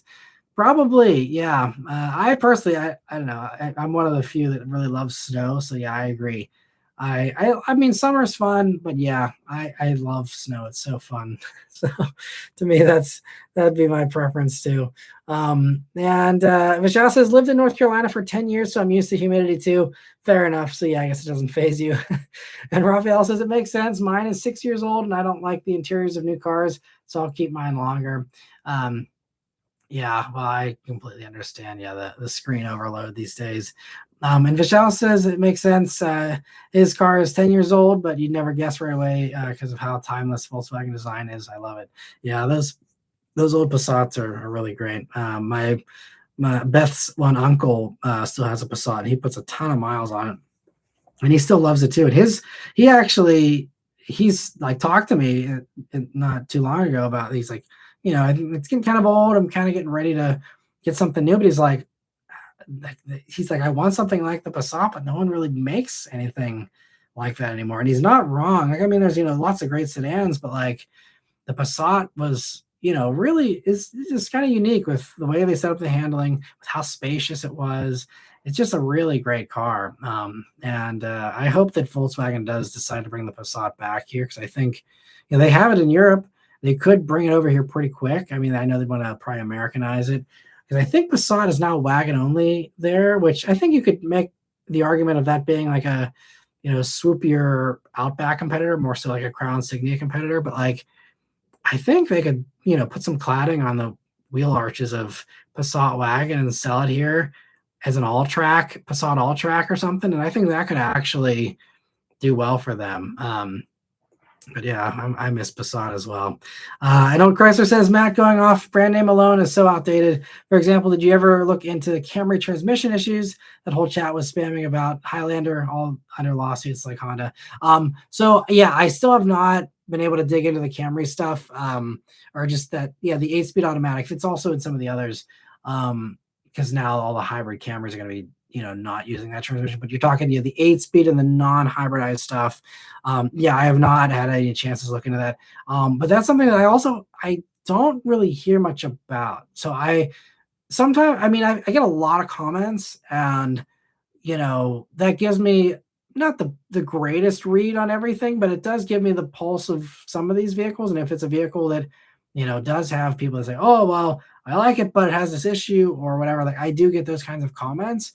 And I never really, I don't think I've ever gotten a single comment about someone being like, oh, my Toyota transmission screwed up and this car sucks or anything. Because people will say that absolutely. The second that car burns them, they will go on every video and like tell the world how that car sucks, whatever it is. And I just don't see that much of it. But and you're right that every brand has some strong points and some weak points. Obviously, we're seeing this with Tundra.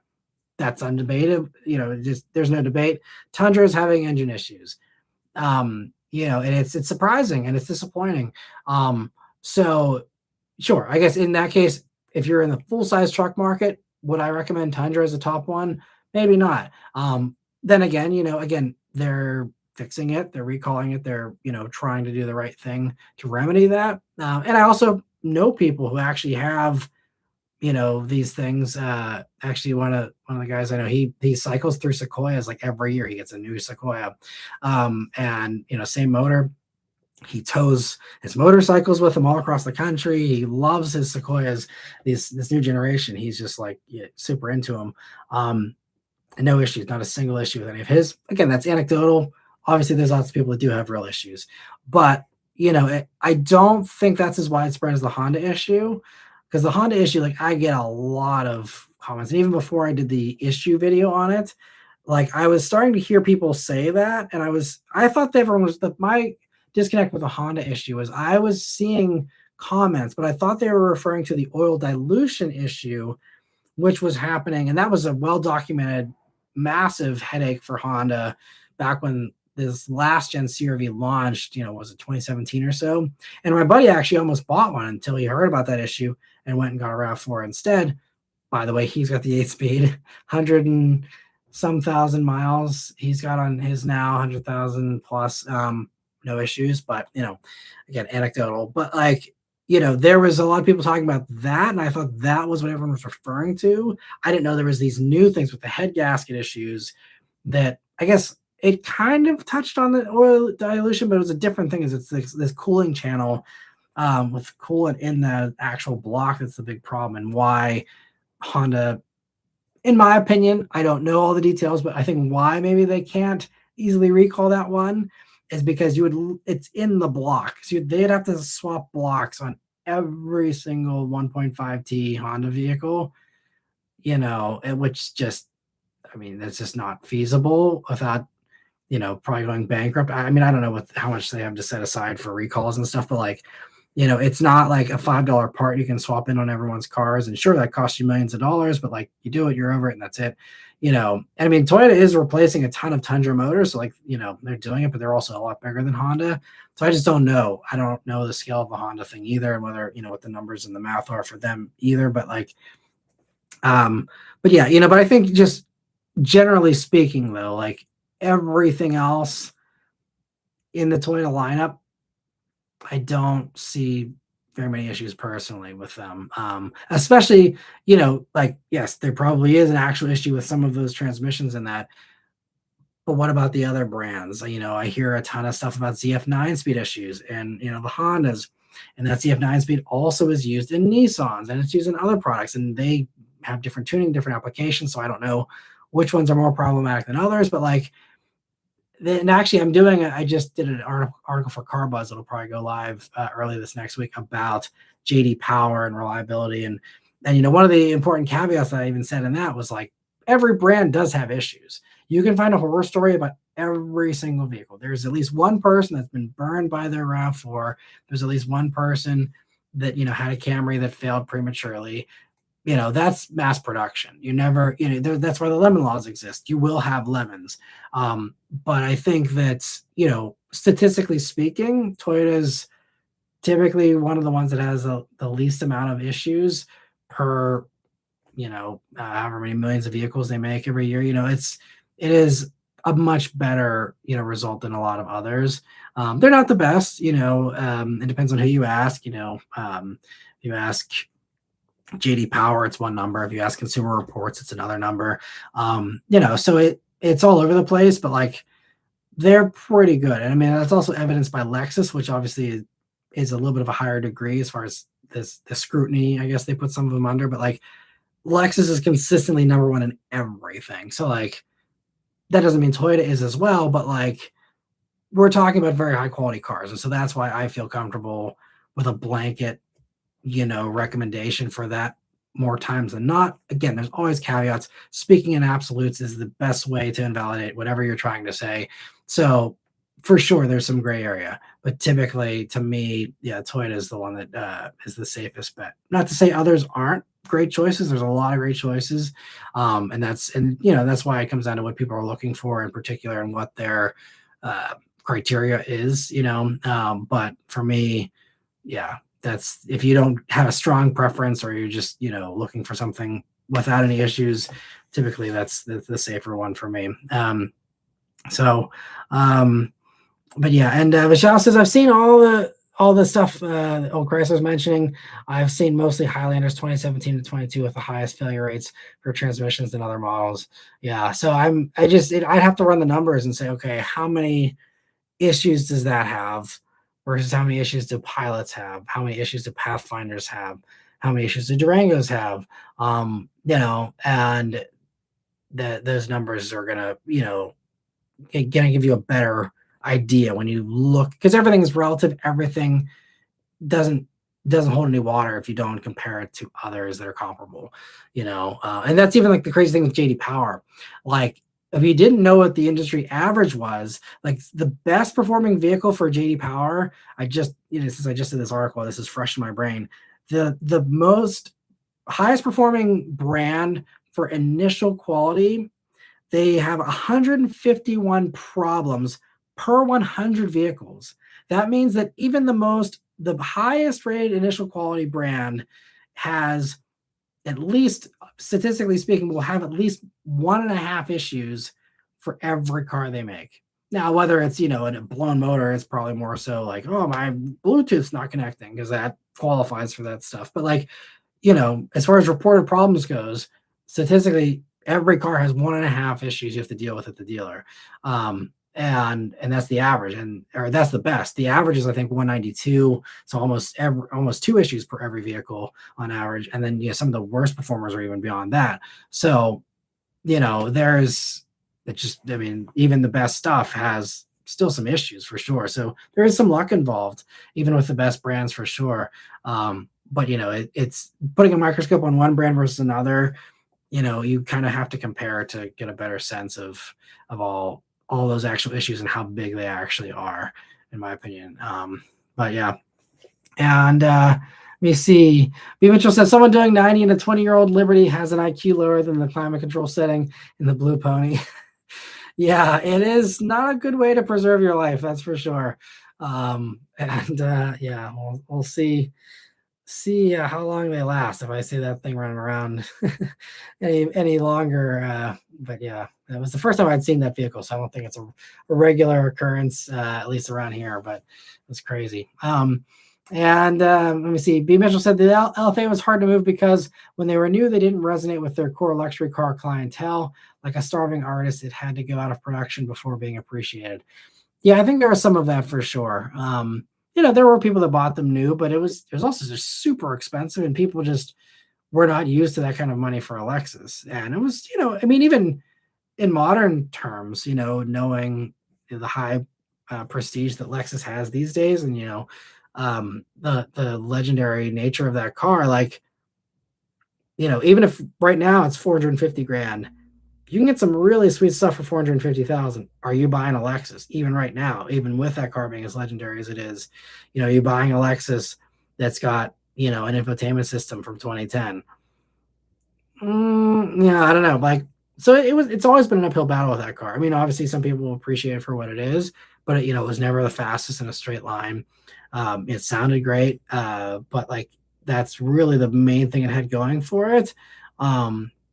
I mean, there's some other really cool advanced stuff in that car too, for sure. But like, I'm doing it a disservice by saying it's only a motor and nothing else. But like, it's always been an uphill battle with that car, I think, and that's why there's a lot of people that still, even though now they're going for $1 million or whatever, like they're still, it's still a challenge. You have those people that have the money to spend that, but like, there's a lot of sweet stuff you can get for that kind of money still. And would it be my pick even, as much as I love the way that thing sounds? And I was actually very fortunate back in the day to be around someone who had one quite often. They're fantastic cars, but if I had that kind of money, I wouldn't be buying an LFA myself either. And speaking of stuff I'd buy, I see Dos Huevos Ranchero says, if you could have a classic car, what would it be? My top classic would be a 1968 Ford Mustang GT Fastback 390 V8 with a manual. That's the bullet car. That's always been the ultimate classic for me. There's a lot of others I love. I love a lot of the 50s cruisers, the Fins and the teals and all the, copper and all the fun, bright, colors of the 50s, and even some of the cruisers from the 40s I love too. So a lot of stuff. I'm still patiently waiting for some of these prices to come down. I thought it would start to take effect, and maybe some of this stuff is little pockets of the classic car market. Maybe it is, but man, I was even just looking at like stuff, even like 40s stuff. I'm like, surely there's very few people these days that want stuff from the 1940s. A lot of those people who did appreciate it are dying, or they're aging out of classic car ownership at least. But man, they're still expensive. So yeah, I keep on waiting, but I do hope to have some classics someday once they're all cheap and I'm the last person on planet Earth who knows how to drive a 3 on the tree manual transmission. I'm hoping to scoop some stuff up nice and cheap. But anyway, let me see. Raphael says, I already like the Conti, but everyday driver likes Verstein, so I thought I'd ask. I'll go with the Conti. Yeah, I mean, definitely check out the reviews. Tire Rack has some great reviews too from a bunch of people.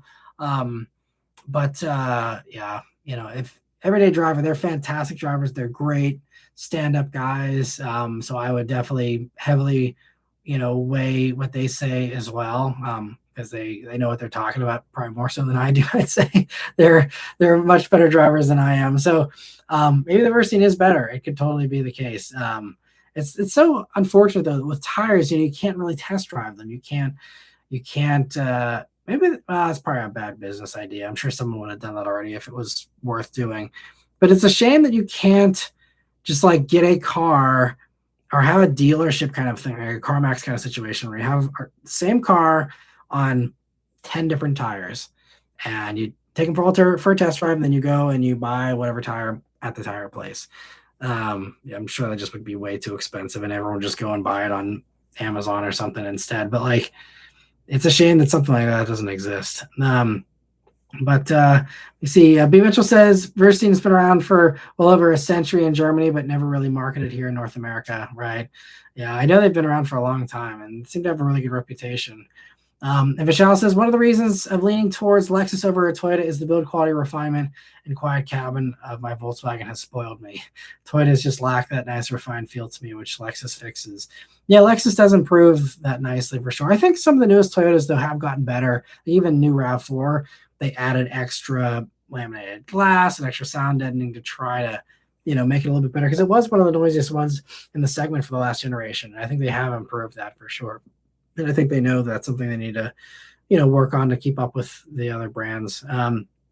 And B. Mitchell says, for example, I had Foldas on my BMW 728 when I lived over there. Great tires, but not available in North America. Interesting. I've never even heard of that brand, so that's funny. And FC says, Crown costs way more than Camry, and my Camry does 50 to 60 mpg. That's awesome. I mean, well, so what Crown Signia's, was it 46, 48, something like that?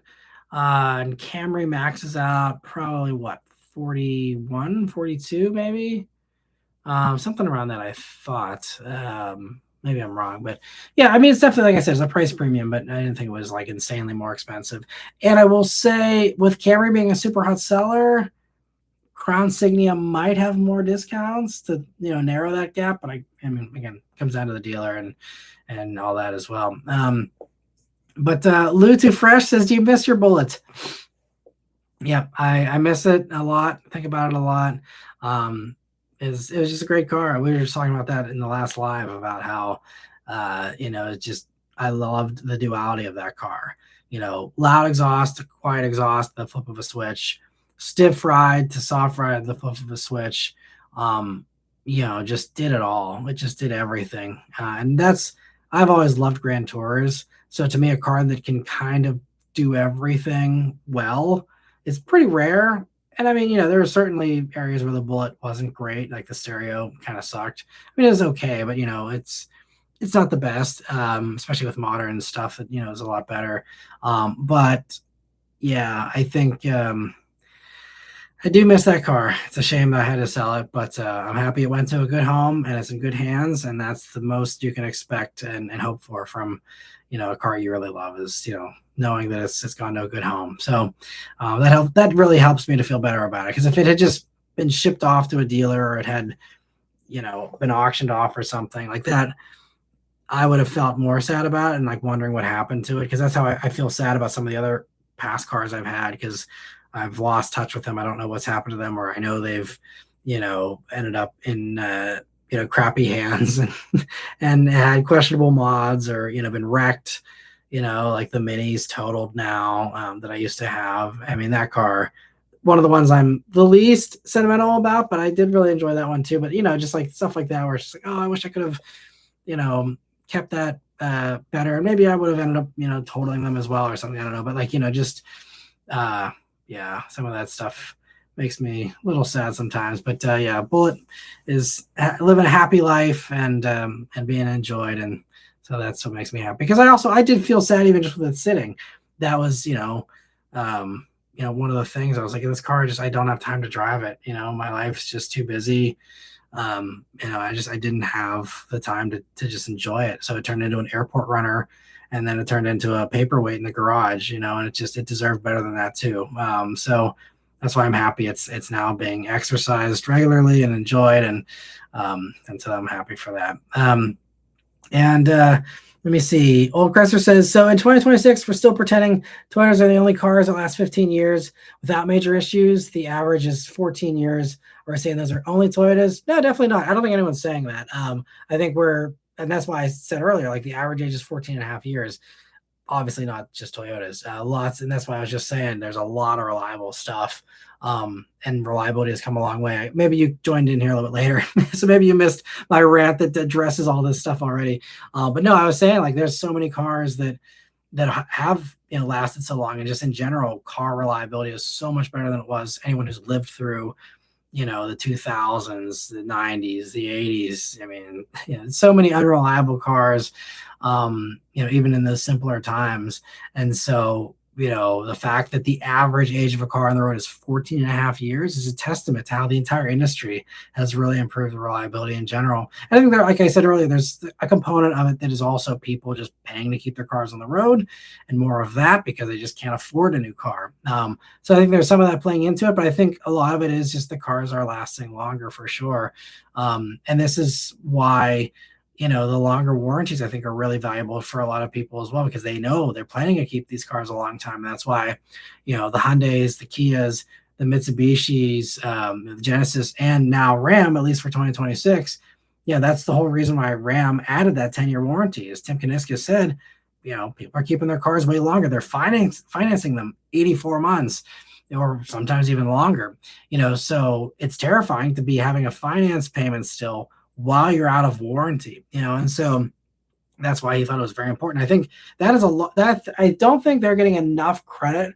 I think that warranty is what's moving a lot of the Rams. I think, the V8 coming back is also really helping them sell as many Rams as they have. But I mean, the red hot Ram sales right now, I think a lot of it is that 10-year warranty.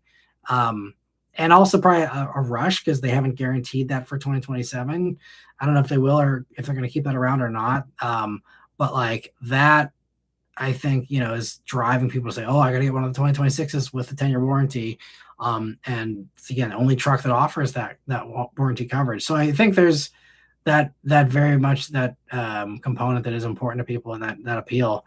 But I think even without the warranty, cars are still just lasting really nice and long for sure. And let me see here. Confirmation. Thank you for the super chat. He says death comes in threes. Oftentimes it does. We'll leave that at that, but I'm picking up what you're putting down there. Confirmation. And Jordan, thank you for a super chat. He says, faith in Ford's affordable future, sedans return. I think that I do have faith in Ford's affordable future. I think Jim Farley is a flawed person, as we all are, but he's, there's some things I think he's very out of touch on, but I think he is very much in touch with the threat that China is as far as the car industry goes. And he knows, that they will make their way here at some point. That's why he's preemptively, again, not reacting. I mean, I guess you could say he is reacting to the Chinese, but like no one could have done what they have done, without the massive government support they've had. But like, he is though saying, okay, as far as the Western brands goes, like he's going to be proactive. He's going to do gigacasting, like the Teslas. He's going to try to, fend off this affordability wave that will come sooner or later because the market's going to just demand it too much if the others don't, put up. And so I think that's why Ford's saying, well, before we have to compete with the Chinese, let's give a good alternative so maybe people won't, be wanting for the Chinese affordable brands as much. And so I think that's, it sounds like they said like sedans are going to be one of the vehicles on that platform. And so I think that has some promise. Obviously they could screw up the execution, they could screw up the pricing, and maybe it won't be affordable. But if they actually stick to, price tags around 30 grand and they're actually compelling vehicles at that price point, I think they could have something there. But they could also very easily screw it up, and it could be bad for them too. So we'll see how it happens. I mean, he's also lobbying to try and he just said in the past week or two he wants there to be more tariffs, I think, or he wants the government to penalize imported vehicles more, mainly because they build more vehicles in America than anybody else. So obviously that's a rock solid position for him to be in and tell, oh yeah, go ahead and tariff everyone like crazy for bringing stuff in. But like, he's very anti-competition in that way as well. So it's going to be interesting to see, how he does, once there are other competitors. But for now, they're trying to get ahead of the ball there, which is great. And let me see. Thank you again for the super chat. But where are we here? So Lou's asking GT350R or Camaro ZL1 1LE. Very different beasts, so different. One is a ton of power. One is a ton of drama, a ton of fun in a different way, it just comes down to what do you like? Do you like high RPMs or do you like a boatload of torque and less work to get the speed? Because the Camaro is easier to go fast in. But if you're someone who enjoys your effort being rewarded and putting in that effort and being more involved, way more involving in GT350R. And also it's lighter and you have that going for you as well. It's sharper. Personally, for me, I am a fan of the high revving stuff, partially because of my import days and I really enjoy that drama and just high red lines are some of the most fun things about sports cars to me. So Camaro having a red line of 6,500 or whatever, just and that's kind of why C8 regular C8 Corvette, I was like, it's a good car, but it's just like you have a power band that's the same as a RAV4, versus like in Z06. That's why Z06 is the first Corvette I've ever actually fallen in love with. And I know there's been some higher red line Corvettes in the past, but to me, they weren't. They just still were a little too crude for my liking. But like C8Z06 is just perfection. It is amazing, and it's the first Corvette I've actually lusted after and been like, if I had the money, like I would totally have one of these kind of thing because it's just so good.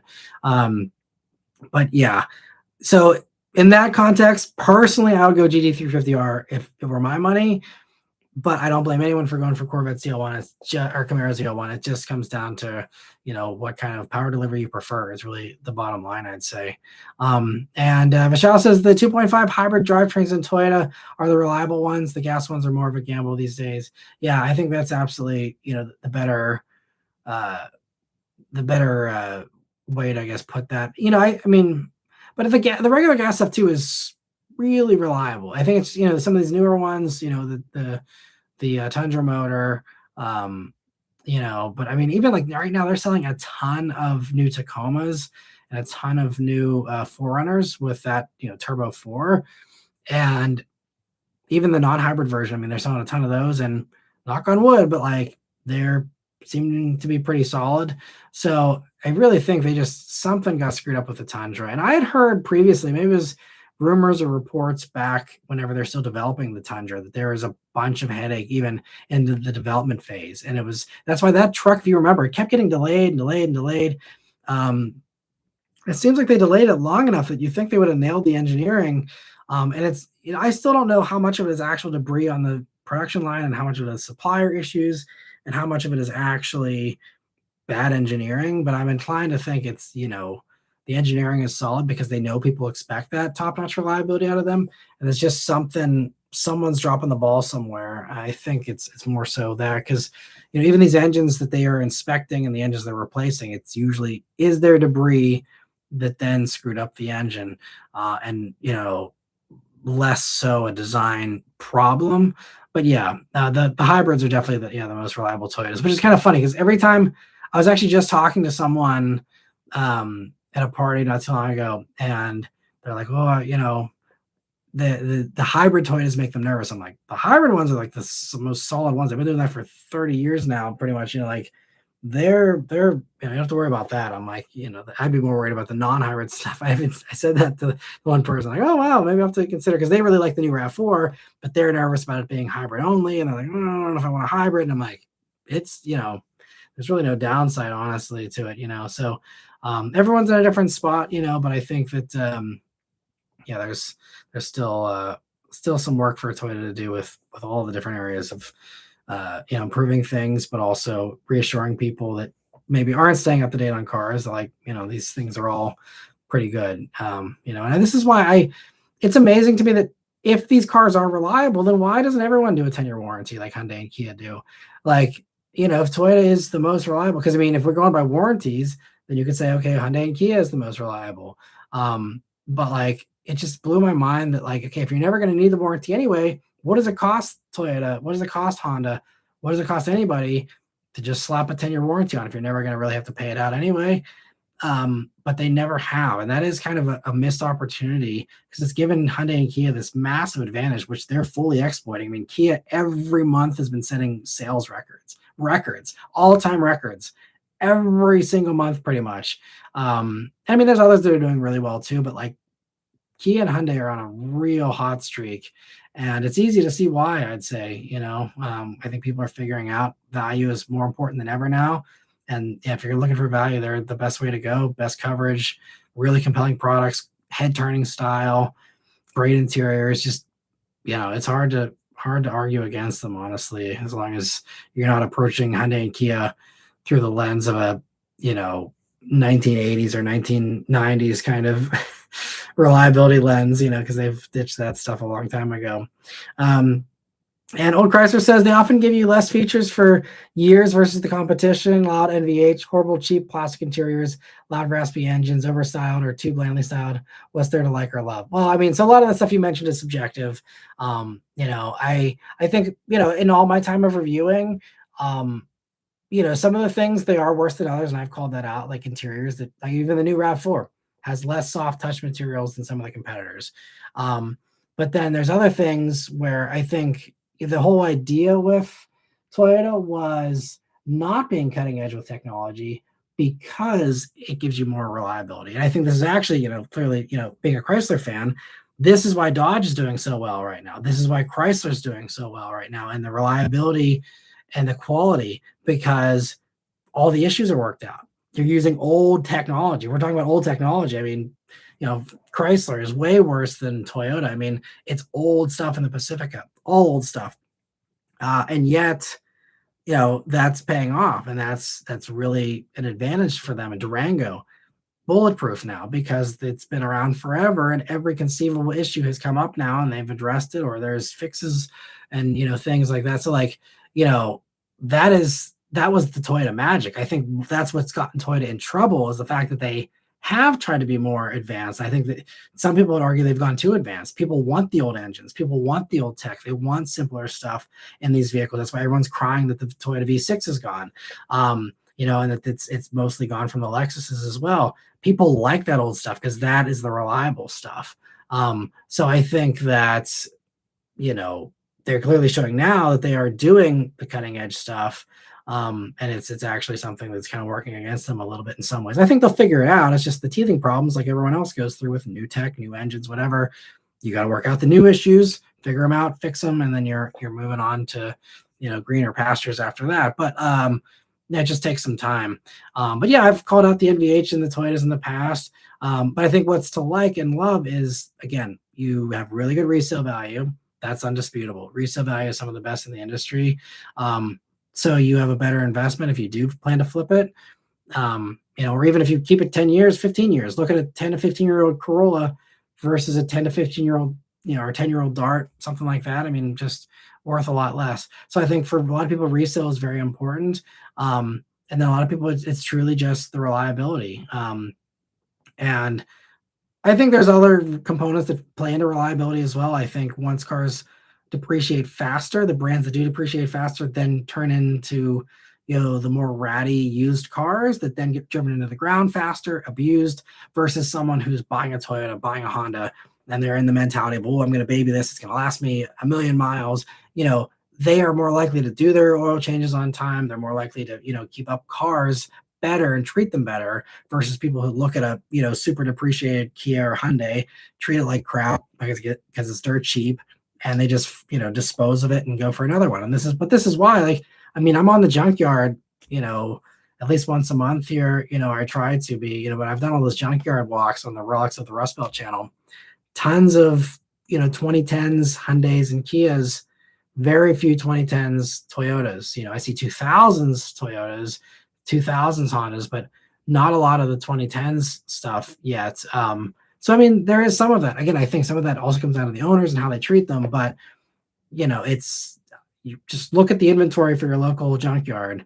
Tell me how many Mopar things you see that are newer, how many of the other things you see that are newer. And, it's just, to me, that's at least been my observation for sure is, the resale values are there. The reliability is there. There's a lot of good components still for Toyota. Still far from perfect, like I said, but, one of the better ones still, in my opinion. But everyone has different thoughts. It's all good. So we can agree to disagree. But let me see here. So Joey Banana says, a V8 manual convertible fun sports car, sub 50 grand. What are your thoughts? Mustang GT. That would be my move. Camaro, Corvette, especially C7 Corvette. Really solid buy on the used market right now under that price tag. You can get a really nice one for that. And, that's a little bit of a higher performing sports car if you want that over a Mustang or a Camaro.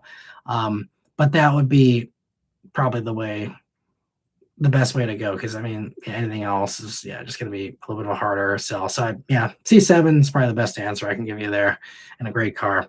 And Jake here, thanks so much for stopping by, the Subaru fan comment there. And all right, so we'll do the last few here and then we'll head on out.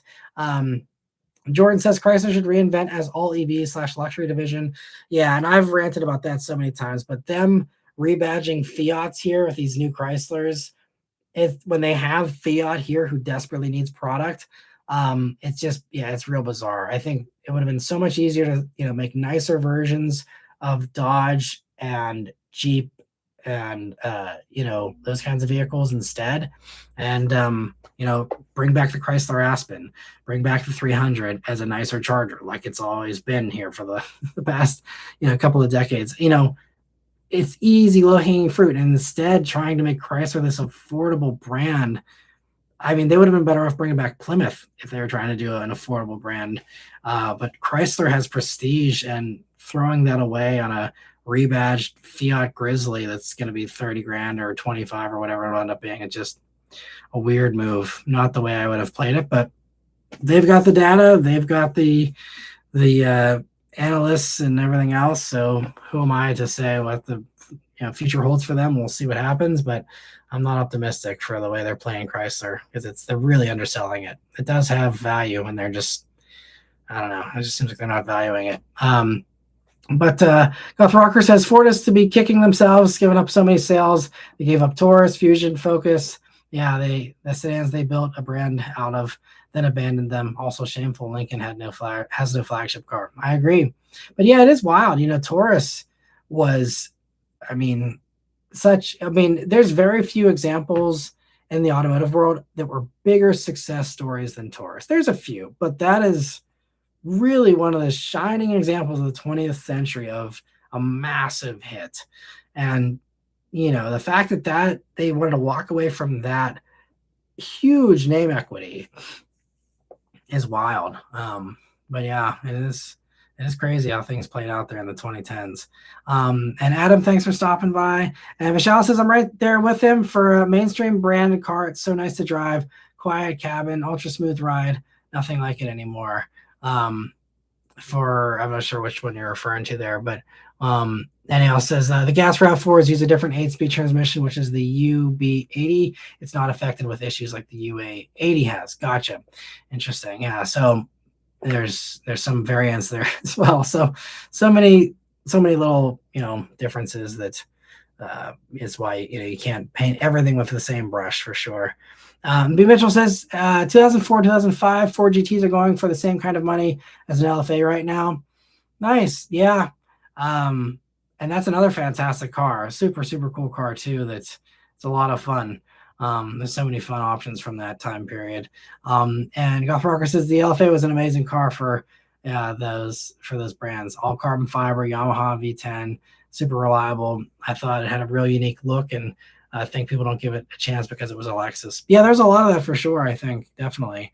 It was very much a very certain kind of buyer that was into that, and yeah, they were great.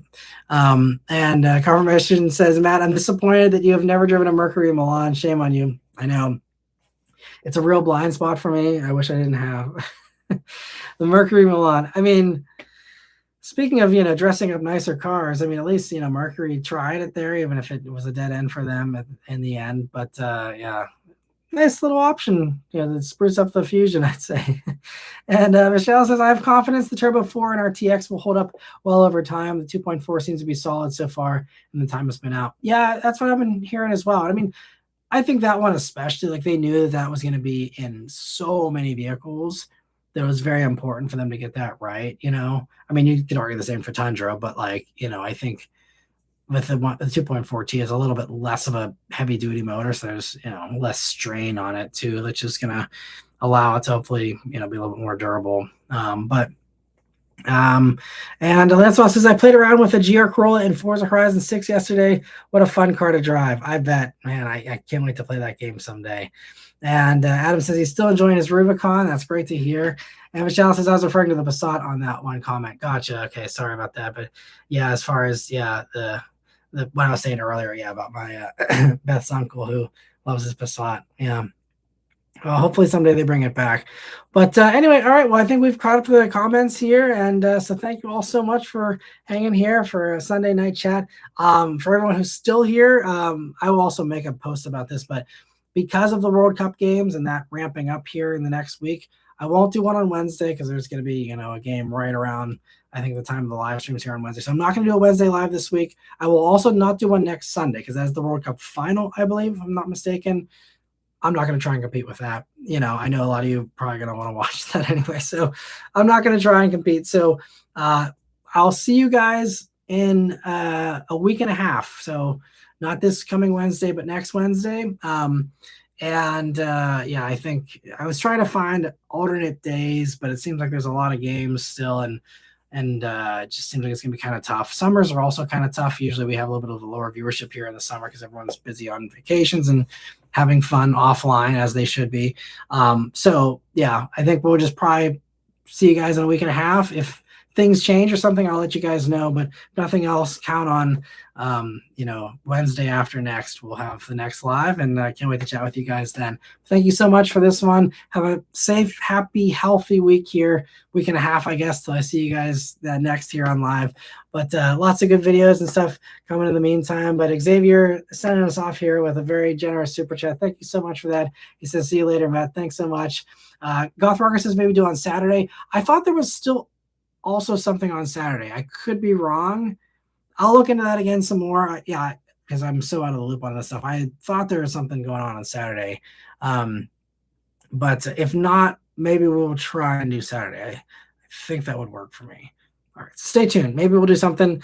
Definitely, follow along if you don't already on either Instagram. I do stories and let people know when I'm going live there, or just make sure you have your sub feed or your notifications on or whatever for posts for posts here for the channel, because I can do some posts and get information out quickly that way too. So I'll keep you guys posted, but nonetheless, have a great week, and I'll see you guys here, hopefully next week or a week and a half. But thanks so much once again. I'll see you guys on the next one. Take care.